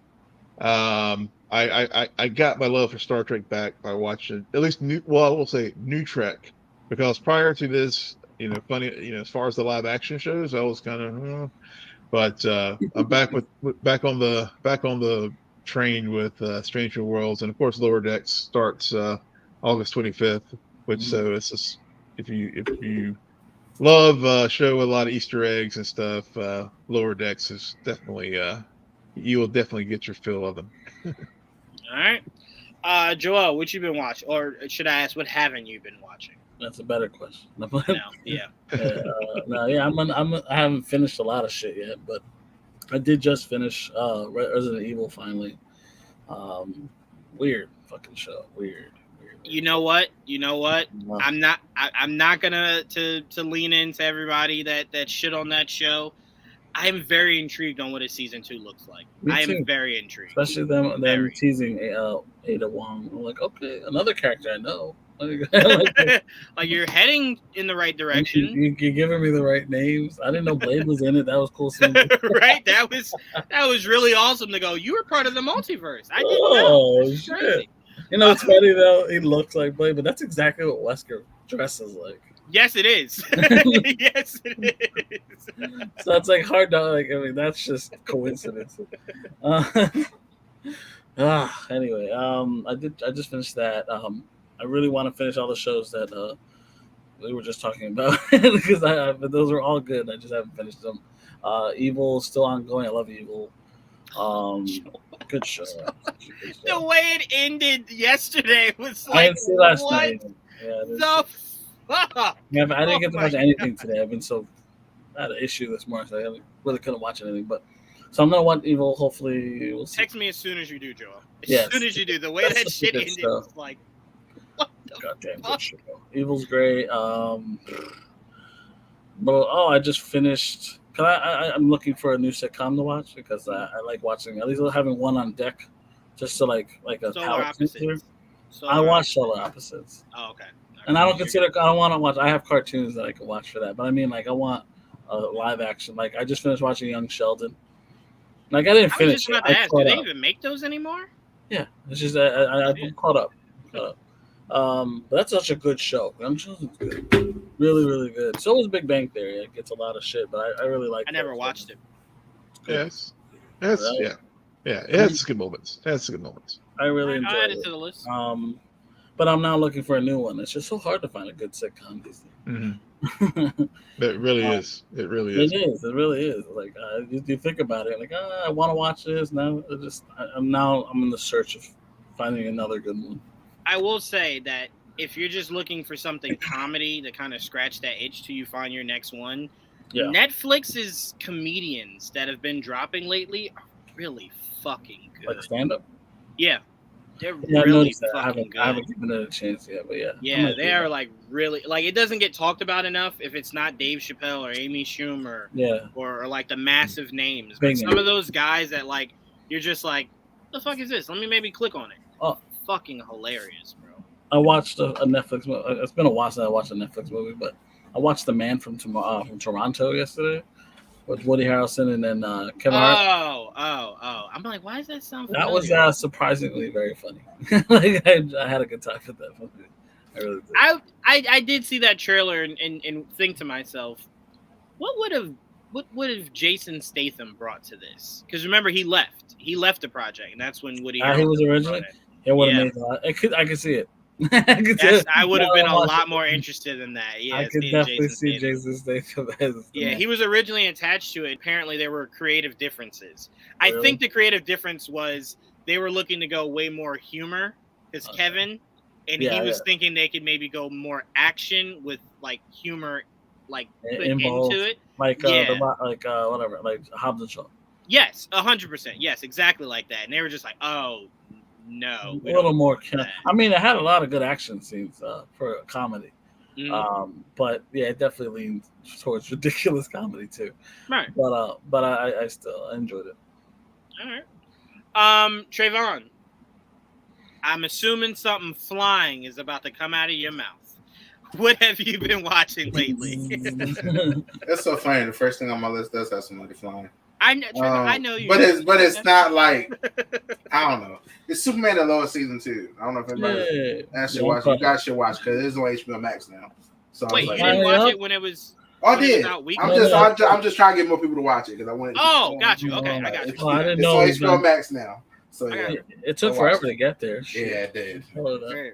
Which, by the way, really quickly, Trevon, that new Green Lantern movie that dropped, Warner Brothers, I'm you're in the middle of shooting that. yourself in the foot by not dropping this shit straight to streaming. I don't understand. I really don't understand. Clearly, we're trying to tell you we have no interest in buying these DVDs. Just drop it on streaming. All right? You Yeah. make me find very illegal ways to watch it when you don't. I'm not buying it. Sorry. I know this might hurt relations, but just drop the shit on streaming. I don't understand why it's so difficult. You have your I really streaming don't. service. Use it. That's what it's yeah. for. Well, you Like, have After this, I'm gonna finish that because I was in the middle of watching that. okay, I'm gonna make sure I find that and watch it so we Pretty can hit good up. so far. I We can like. hit up Ernie because remember Ernie co-wrote it, so we can hit Yeah, him up and ask him. so far I'm enjoying it. So. All right. Well, it's continuing what we were talking about, Trevon, yesterday. That new universe that they've Man of built. Tomorrow and all that. Yeah. You can tell New just by universe. watching this the Yeah, same the animation. Animation. Okay. Wait, Joel, really quickly, before Trevon finishes his list, I want to ask you, and Will, I want to get your opinion on this too.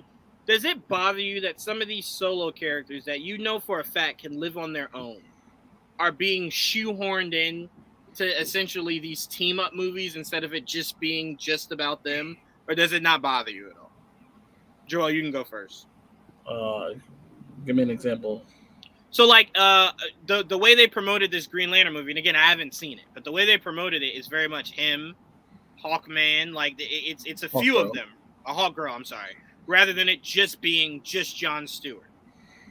You know what I mean? That's true. Or like Man of Tomorrow. That was very much Superman and Martian Manhunter. Rather than just allowing And it to Lobo. just be Superman. Right, and Lobo. Right. Yeah, it was. Lobo Yeah. was cool. Lobo was cool. Yes. He was. Lobo's always cool. Oh yeah, I get what you're saying. I don't know. I guess it doesn't bother me based on the way they're telling the story. Because he's very, and this is like an origin story for him.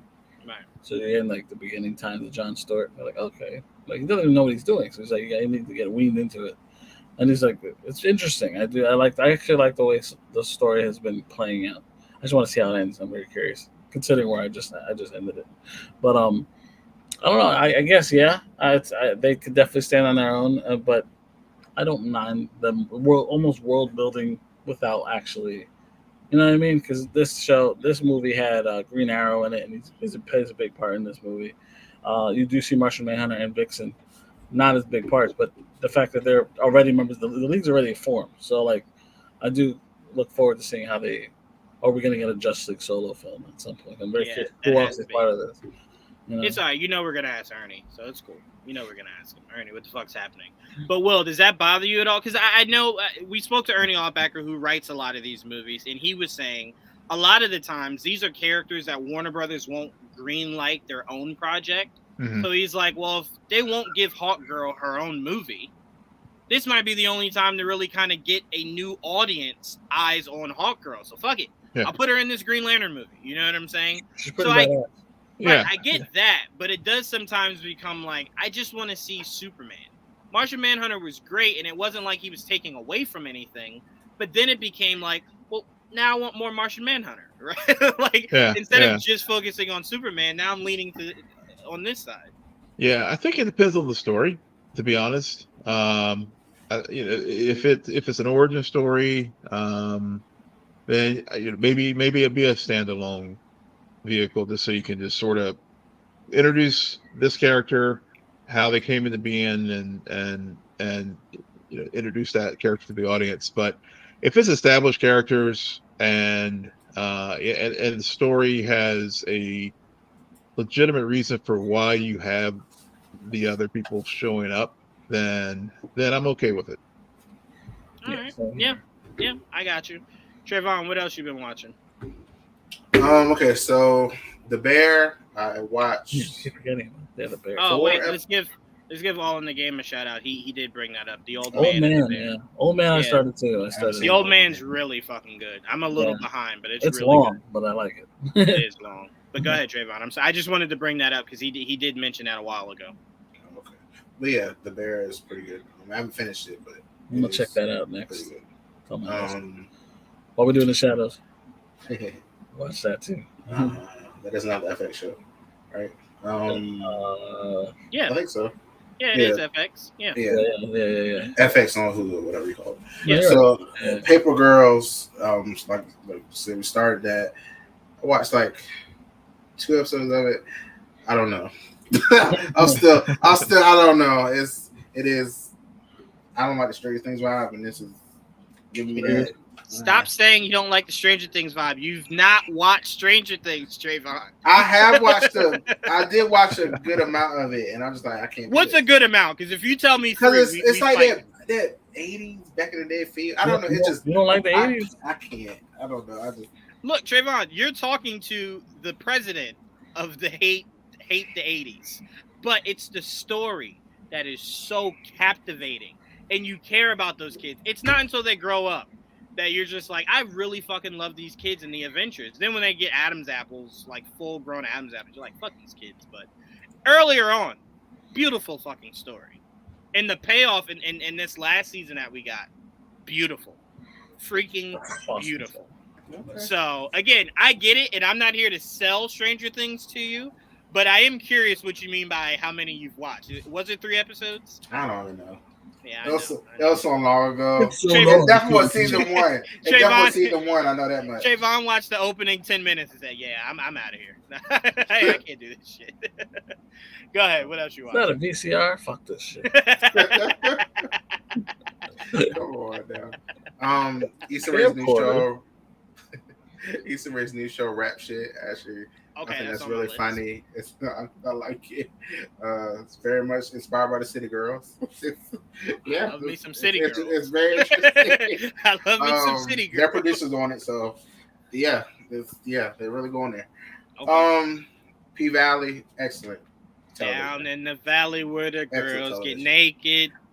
That's that shit right there. I run to watch that. So you're not the only one, yo. Excellent. I was having a dead ass serious conversation with my sister, and she's like, "What time is it?"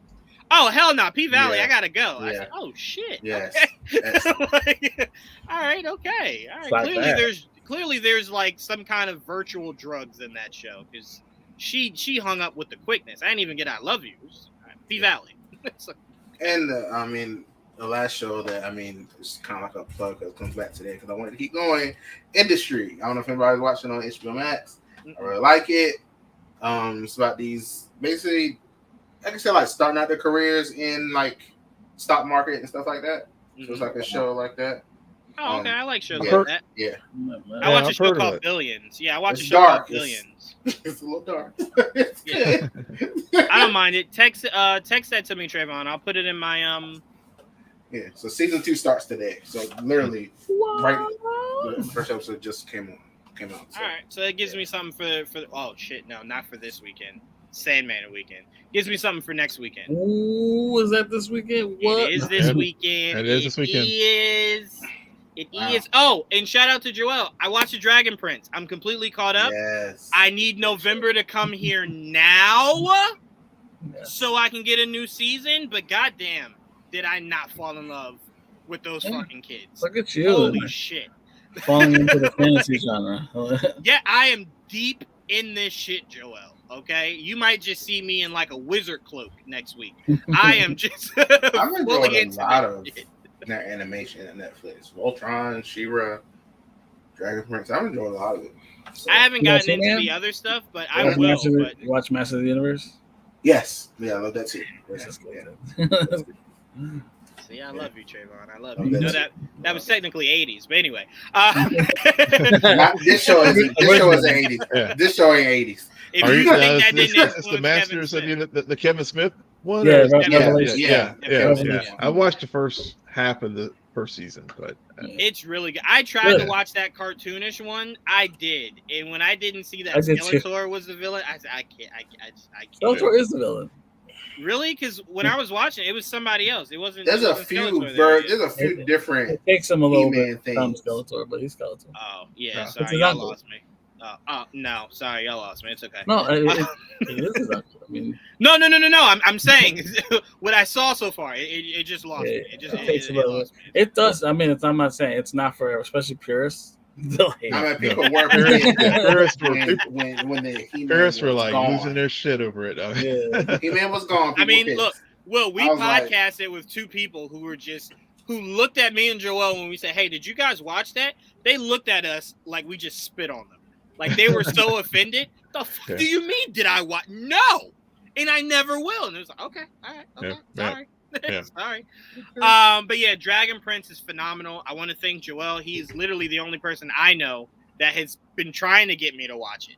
And I was just like, I'll get to it at some point. And I was just like, no. I need to let me watch rewatch it, but I did love it when I did see it. You know It's been what? a while. It's been a while. I'm with Trayvon. I might go rewatch it. But the new season, Trayvon, drops in November. I got time. Drops in November. We're coming soon. But all right, Wow. last thing, guys. Flash is officially ending. Yes. Next year will be its final season. In a condensed season, they're gonna pull an Arrow, Yeah. condense it, but you don't have to worry. Flash won't become a whole new character. They'll end it with him still being Flash.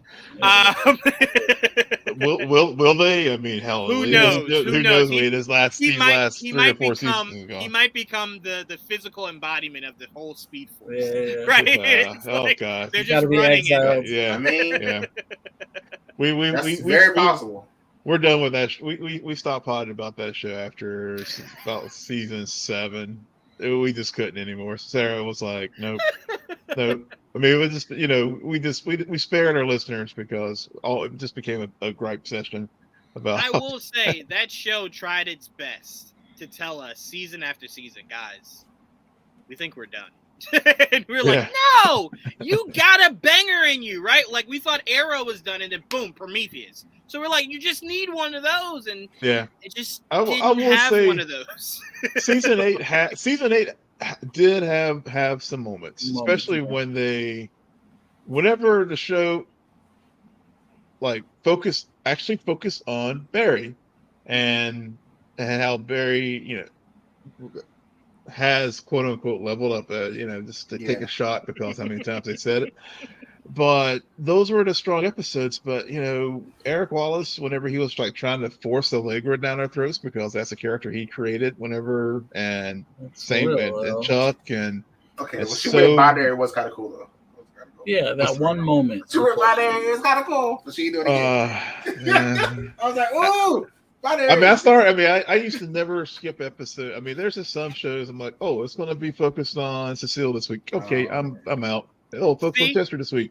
Now, I'm out. see, Will, what I do is I don't skip the episode, but it's technically Fast forward. skipping it. I'll fast forward right. Oh, I through that fast forward. motherfucker. I fast forward through all the Frost stuff. Right. I fast forward through all the Frost stuff now. You know, Yes. I just all Anytime, that. you know what? My Basically- remote. He's dead. Wait, my remote is worn out because whenever you Yeah. hear the Barry, can I talk to you for a second? All right, right through Fast this forward. shit. Fast forward. Yeah, I can almost guess exactly what's about to be said. Yeah. Give Pep me talk, out of yeah. this shit. Just give it to the action. I could, basically, 42-minute show. I could knock it out in 20 because it's just like, 100%. and it's sad too because I mean, honestly, the reason how I got into podcasting and Seen a Nerd, our podcast, was because of the Flash. We started, Sarah and I, as far as our current iteration of the team, we started season 3. I mean, which was still at that point the show was still strong. Yeah, And, CW started my podcast too. Yeah. Yeah. And so Damn we so I mean we just spent out. I mean we would spend whole shows on the Flash before we started branching out into other things. Yeah. So for me, it's personal. I mean, it's whatever see the decline in the show. It was just like death of a thousand cuts because for so long that was how at least before we started branching out and talking about other things. As I got more just quite frankly more comfortable with podcasting and talking about our shows and stuff. I mean that was our bread and butter show. So, but finally we just had to cut the cord. We just cut it. It's like there's so much other great things out there now that that's too much. So we may do a little throwaway line. It's like, oh yeah, we saw it maybe before we start recording or Sarah will surprise me. You watched it this week? Oh, okay, I'm still behind. but it had a great run. I know a lot of people were hoping it would get to 10 years just to sort of match Smallville and all. But there was a lot of back office things with the sale of the CW that was probably going on that probably hastened the decision. Yeah. I think Grant, quite frankly, is done. I mean, he signed. He was going to year, and he's like, he's not getting any younger. And Sam McCandless, I just happened to notice today with the show ending. At least as of about an hour or so ago when I checked their socials. I mean, Candace finally did post a story, with the I think the THR article or deadline in her story, but she hasn't posted anything other beyond that. Grant's Grant's been Grant's usually quiet. Grant's radio is silent, but I figure with this, I mean, given the fact that he's the lead. I mean, when Steven, you think back when Arrow made their final decision, Steven was out there talking about it, explaining what was going on, why he talked, he was very honest, like, I wasn't sure about doing one more year, but he misses I decided to do it. He still misses it. He still misses it. Mhm. He said not too long ago, y'all want to bring me back alive? No? Yeah. So it just, I know Grant's really kind of just, other than his wife, she's still very active. I know he's pretty much like just done with social. But I mean, also you got to remember Grant went through a lot of crazy shit social media wise. So I know I can understand why he's done with it. So I get that. But even if it was just a statement, just something, just to say, look, y'all, thank you. I mean, the only person I think, at least, as far as the original cast, I mean, Danielle Panabaker did a reel on Instagram, thanking everyone. And then, of course, I can tell y'all right now, spoiler alert, Grant's post will be a story of 2 middle fingers. That'll be his. And y'all gonna be like, oh, okay, that was you speaking on Flash. Got you. Yeah, but it's just, I mean, the last time he was active on social was when he was talking about another project, Right. And so it's just, I think, he signed for the last 15 episodes. They're only going to do 13, and The show had a great run, but It did. I think sometimes it's good to know when it's time to exit the stage, and I think they may have stuck around maybe 2 years too long. I think you have a kid now too, right? That's probably very bad. generous. Yeah. Will, you said 2. Yeah. 3. I can After Crisis ended, they should just I end can make with- a real good argument. There's been maybe 4. Oh yeah. Oh well. I mean, Crisis was like after Crisis, it's just sort of like went down off a cliff for sure. Crisis is what was the okie doke. When Crisis came out, they were like, "Oh shit, it might get better." They're like, "Oh wait, no, we didn't say that." Like, relax. Like, no, we're gonna say right here. But like I said, when I saw the news today, I was like, okay, because I really thought they were going to announce this a few weeks ago at Upfronts, but then when it didn't happen, I was like, okay, it's going to happen. We're going to hear it at some point. I saw the writing on the wall for Flash when Batwoman was just like, "Yeah, we're not bringing this back." It's just, oh yeah, it might be everybody. It might be everybody. It might be a group decision here. I am sad to see it go in the sense of what it means for me only, legacy wise, right? Mm-hmm. I still will never forget the day where Barry Allen first popped up, and I was just like, no fucking way you're gonna do the Flash here. Like, you have Arrow. Like how does this even mesh? And it did. They figured it out. Yeah. I'll never forgive them for how ugly that first suit was and how long I had to sit with it. But that show overall meant a lot to me. Yeah, I missed that suit. I do. I mean, I love the comic accurate suit now. I mean, that's one of the at least I stuck with it just to see that and see the gold boots. But the gold boots. I was like, oh, the gold boots. Man, so we did my get grandchildren the story of the Flash. I will never mention that original suit. I go, yeah, it starts right from whatever season the accurate suit started at. You start there. But no, it will always have a special place in my heart because of what it meant for me legacy wise. It did a whole bunch of shit I expected the big movie world to do that they weren't doing, and I appreciated everything that they did with it, and Grant brought it. I remember when I was like, who's gonna be this Barry Allen? They were like, yeah, he's from what's that fucking singing show? Glee. And I was just like, he's from Glee? So it's Melissa Benoist. That was an even bigger head scratcher, but at least she had done that show on Netflix that Kevin Spacey did. Fuck, I can't remember the name of it, but I think she was in that. House of Cards. I think she was in that. So that's what I originally knew her from before Glee. But Grant, man, fuck, he can act. Are you serious, bro? That season 1 was an acting clinic. Yeah. And Cisco, fucking love Cisco. Caitlin. Again, a lot of these characters part of this team began to be, I don't know why you need all of you, but okay. It really nullified how smart Barry is because you had 3 people tremendously smarter than him, right? So it then became like, well, what do you offer besides running fast? Like, are you smart? And then he's the one with powers. Yeah, that's real. And then look, they even the playing field. We all got powers now, Barry.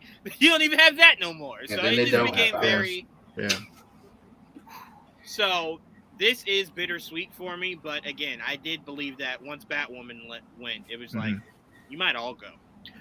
Joel, this being one of the things that bonded us when we first met is the CW. How does this feel to see that it essentially is on its way out? Yeah, well, I saw the writing on the wall. I've made peace with the fact that the Arrowverse was dying. And this was definitely just the last straw, you know. It was the last piece of the puzzle, especially after they literally said Superman Lois was its own thing. So I'm like, I was like, all right, that's fine. All right, that just proves that that's it. Goodbye, Arrowverse. And like when the Flash is over, it's over, and that's where it is. It's gonna be very bittersweet to see it go, because I do think it is time. But I've loved everything that they've given us, and they've done a lot of good shit. No matter all the shit it gets, and it gets a lot of shit, Yeah. A lot of shit. Yeah, it does. Not just this. Sometimes deserved, but sometimes yeah, sometimes very much. But to me, I feel as though if you're gonna talk shit about the Flash, I believe you should have at least been consistent with it, right? Because like if you weren't, you didn't see where the real highs were, right? Yeah. To really feel cheated by the lows. Yeah. Yeah. You appreciate the highs a whole heck of a lot more when you see it. Exactly. Now. Yeah. We suffered, like there's some to bad. See where the budget was going. Yeah, we know it wasn't even budgetary issues. It was just story wise. Like, what the fuck are you talking about in this show right now? Like, we are the Flash. What am I watching right now? Like, what is this? Like, they were just narrative decisions. Yeah, just and the seventh season with the whole Force Wars thing, and they did bring it back in the eighth, that kind of make it work, but I seventh season was just cringe. It really was. Yeah. That's weird. Like I said, it definitely overstayed its welcome. I'm gonna miss every year. Like, what's the crossover gonna be like? I loved that. Yeah, that was the best. Like, oh my god, the crossover. That's all I look forward to every year. At this point, I was like, oh, what new character will be introduced? Stuff like that. I'm gonna miss that. Now the burden's on Stargirl and Superman and Lois. Like, now y'all got to figure out some cool shit to do. Within their own world. So it's like no. I mean, separately, y'all got to figure out some real cool shit to do. Yeah, I mean, that's the only place we'll get it. Yeah. So figure that shit out. Work on that now, guys. Yeah. Trevon, you were saying the moment Ezra's Flash movie got announced, you knew that this day was coming. Which was all of like 10 years ago. So I don't know how. So you're finally right. It took you long. Whenever the movie was going to come out, that show was going to end. I still to this day don't know how you connected those dots, but you said it. I guess it will happen that way though. It will. I think that was a matter of coincidence. No, I was just going off of just their track record of the way they would let Arrow use characters and then snatch them back when the movie's coming. Like Suicide Squad, they had them on the show, snatched them from the show because the movie was coming. Like, it's just certain things they did. Deathstroke, he was on the show, then he wasn't on the show. You couldn't use him anymore. I was like, what the hell is going on? Stop then playing. He was. Yeah, they kept doing that with characters, and I was like, why let them use it in the first place? Then? So, you know what, Trevon? You know what? Really quickly, let's highlight that for a second. They literally snatched Slade away from the Arrowverse, only to never use them in live action. So it's like, I gotta fucking use them. Well, they did use Slade though in season 2 of Titans. No. I mean, Trevon was right. When they took him away from the show, it was to use them for the movies. Oh yeah, and it never really formed anything. It didn't work out, so they brought him back for Titans. Right? Then they were like, "All right, Titans, you can use them." Arrow had to be standing there like, "The fuck?" He was great on our show. Yeah, I could have used him again. Shit. He would have been awesome to see pop up in that final crossover for Arrow as like an anti-hero going out an anti-hero. That would have been awesome to see. But I still remember that scene they cut of Harley. I was like, what the hell, y'all had a Harley? That hurt. Damn. That did hurt. I'm with you there. That did hurt. That was just like, that was a punch in the balls. That's why I stopped trusting them. Damn. I was like, yeah. But to be fair, Trevon, that news did come with some of the most spectacular news. They were like, hey, you won't get her in Arrow, but Margot Robbie's going to be your I mean, it was like, well, that's a pretty cool trade-off. I'll take that. Like, that's cool. So, like, you got me. Okay, all right, you got me. I'll take it. I like it. So, but I mean, it's very. I don't have to worry about it no more. I pulled back on my thinking that way when Ezra showed up on the Flash, and I was like, Shut you up. They're gonna do a multiverse. They're gonna do a multiverse, or you gonna still snatch it? Let's see. And then, and then here we are. I don't know. I mean, I'm sad to see it go too because I have watched every single episode, all these shows except Legends. I have watched all of them. I've seen Legends. Supergirl. I've seen everything except for Legends. Yeah, there were a few of those. Nothing bothers me more because the last 2 seasons of Legends where I'm like, this should have just canceled this damn show. Then they finally bring in Booster Gold, and I'm like, you fucking assholes. Now I remember when I heard about that because I was definitely not watching the show at that point. I'm like, now I want to see it, get another season just for that, and they canceled. No, I looked that up and I said, no, nigga kept that. You kidding? I was like, what is this? Yeah, no, that's how I felt about Supergirl. Ooh, I gave it a shot, and I was just like, Yeah, what, I Supergirl? see. I was on board. Supergirl had this thing where it was like it was one season good, one season Yeah, bad, it was one on season and good, off. one season bad. It was totally bad, and then the final season, we bailed. We tried it, but No, I had It to was finish that that final show. season. Yeah. Yeah. Season was Yeah, It when- started on CBS, then it came finally to CW. right. Yeah. I'll never forget when I asked Joel, like, all right, man, like, how much of Martian Manhunter have they been using? Like, well, depends on what you Oh mean. yeah, that thing Like, pissed me if off, you mean, like, does he look like Martian Manhunter? Not a whole bunch. But the character of He's John, they use him a lot. And it's like, oh, Yeah. yeah, no, I'm skipping it. No, thank you. Yeah, they do. No, thank you. He was too big of a character for me to see him green sometimes. The fuck is that? That's like putting Batman on He the didn't, show. he didn't even know he was green. I think he said he didn't even know he was Martian Manhunter at the beginning when he first started. Ugh. No, he And then didn't. Told, They- they it told was- him afterwards. it was a secret. Well, it wasn't That's so supposed to be funny. known. It was a secret. Now, That really was one of the quickly, coolest reveals ever, honestly. we do have yes, we It do was. have to give them credit for that. That broke the internet. That Yeah, broke it the did. internet Yeah. when Martian Man, because he looked good. It Yeah. was like, how did Yeah. you do him well, but just completely shit on Red Tornado? How did that work? Like, how did you go Budget. Martian Manhunter, beautiful, Red Tornado? Budget. Yeah, I didn't like that at all. That was just like, he looks bad. Like you didn't try. Like, that's shit. But no, I appreciated Supergirl's place in the CW, Legends' place in the CW. Naomi didn't exist. But like all these Yeah. Oh, I shows, definitely I bailed on that. appreciate. Bailed on that. I appreciate their places I watched in the all that Arrowverse. shit too, just for that terrible Uh, flyaway scene. I You guys watched. didn't like the flight? You didn't like the I flight? watched until the episode where he was like, "You have your powers." We told her to jump off a bridge or something, and Yeah. she jumped over the side. And he was like, "Oh, look, you're doing it." I was like, "Can I fucking see?" And I said, "I'm We dead. I'm dead. I'm Yeah. dead." What you mean? Yeah. I'm dead. We- That pissed me off. we did all of Naomi, Mm-mm. and you know it's unfortunate. I was when I looked at Naomi and then I could see it like Miss Marvel, and I was just like, if they had given Naomi the budget that Miss Marvel and the writers' room that they It might had, be better. they could have really had done so much more with that show. Oh, because yeah. all Budget the elements was were there. Yeah. They Uh, tried so hard to not be the comic book. I'm like, what were you? Yeah. What the fuck? There was so much shit that was already established. They Yeah. tried so hard to do the opposite. Like, what Yeah. are you Pulled the doing? Bryan Singer. They were just like, "Oh, you reading the comic? Yeah. Oh, Why put it Yeah. in Throw another that out. universe? It just makes Yeah. no sense. And they Superman's kept already talking here. about- They kept talking about the comics. Yeah, and everything. yeah. That was one that but rest in peace, Arrowverse. It was a fun ride. I mean, it definitely was. established all the. I mean, it really. I More than even DC. tweeted today between that and the Marvel Netflix shows. I mean, they really laid the foundation for a lot of stuff that they did. we just the streaming Yeah. wars. It's stuff that we just take for granted now. Those Yep. two. Yeah, We're basically movies as TV shows nowadays. But, yeah, yeah. Yep. You know, It is stuff we We're in never a thought they different would be world able to do. And And look- crossovers were. And look, again, They were. Arrowverse was one massive continuity till it wasn't.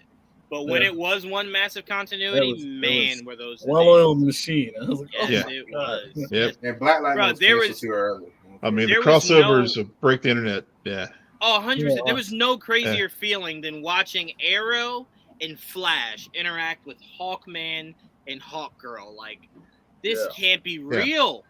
Yeah. This is I remember that. crazy. That crossover was awesome. I remember So seeing fun. that on TV. I'm like, wow, what am I watching right now? This They is look awesome. savage. Like, there was Yeah. just so much they were doing that I was just like, I fucking love you, bro. Like, Yeah. this is peak television right here.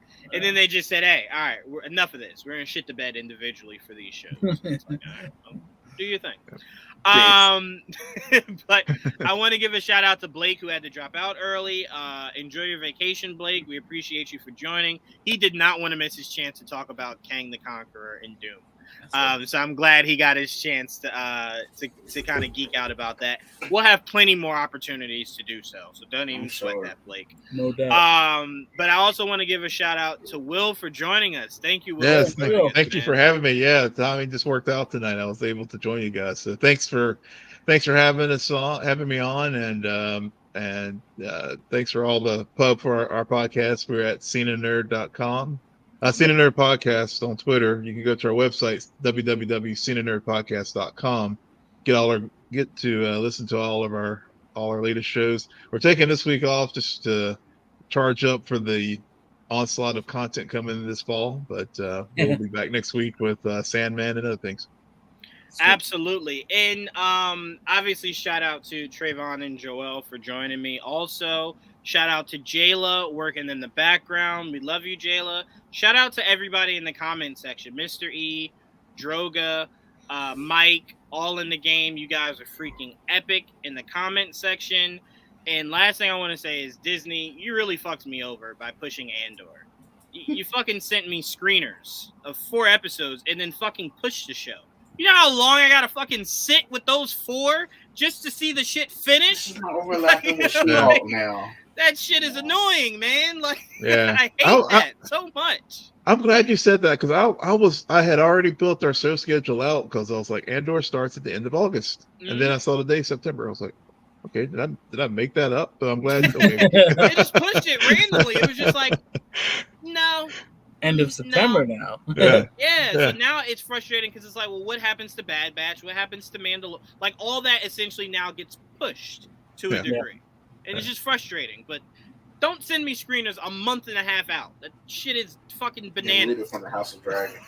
Like, yeah, I don't think Star Wars ever worries about. And stop the crossing over as well. It makes my show it makes our show scheduling a lot easier now that they moved it back. My privilege is not showing, Mike. I just want things when I want them. But yeah, we do got a lot of content coming. Obviously, House of Dragons. Obviously, Sandman this week. Just a whole bunch of shit coming down the pipeline. She-Hulk, yes, absolutely. She-Hulk. We'll be doing. Rings. We'll be bringing back. We will be bringing back Marvel Cinematic Review for She-Hulk. So don't worry, guys. We'll be breaking that down. So we're not reviewing I Am Groot. Anyway, so we will be bringing back Marvel Cinematic Review. It is before She-Hulk, though. It is. We could spend 16 seconds before we break down She-Hulk to go Groot. Pretty cool. All right, She-Hulk. My friend Tree. They trying to give She-Hulk room to breathe after what they did with Miss Marvel and Obi-Wan. I agree. I don't understand that. I don't understand that at all. Because She-Hulk would have been done right around the time episode 4 of Andor kicked in, right? So it would have given both of them all the time that they needed. So I don't understand that. That was bullshit. So I appreciate them moving that shit. I ain't doing that double shit anymore. I'm very happy that they moved it back. Well, to be fair, Joel, I think they would have put Andor on Friday, and they would have kept She-Hulk on Wednesday. Yeah, because I know they heard us when we were just like, we love Miss Marvel and Obi-Wan, but one of them might have to take a back seat weekly. Like, I can't keep doing dual streams. We had to do that. Yeah, we had to do that a couple times. Oh, man. Oh my god! I used to get up at 3 in the morning just because I know no one can shut the fuck up the rest of the day, and then they're gonna spoil it. So up early before I go to work, because it was on a day I actually go to work, which is on Wednesday. And if y'all follow Trevon, y'all know Trevon was quick to tweet. He was quick to tweet about some Miss Marvel stuff. I didn't spoil it though, okay? You didn't. Very vague. You didn't. It was vague as hell. It was. Yeah. It was. I tell you, Trevon is the perfect person that, if out of context were a person, Trevon will tweet some shit to have you like. Or be a nice show. Like, is this the same show? Nice, and it's like, nice wait till you see it. No, but all jokes aside, guys, thank you so much. Make sure you tune in tomorrow night. Me, Joel, and Didge will be breaking down some basketball and football. Make sure you guys tune in for that. That's going to be awesome. Trevon is a big sports fan now. So make sure you guys tune into that. That's going to be great. And we got a whole bunch of cool stuff we're doing with this channel going forward, guys.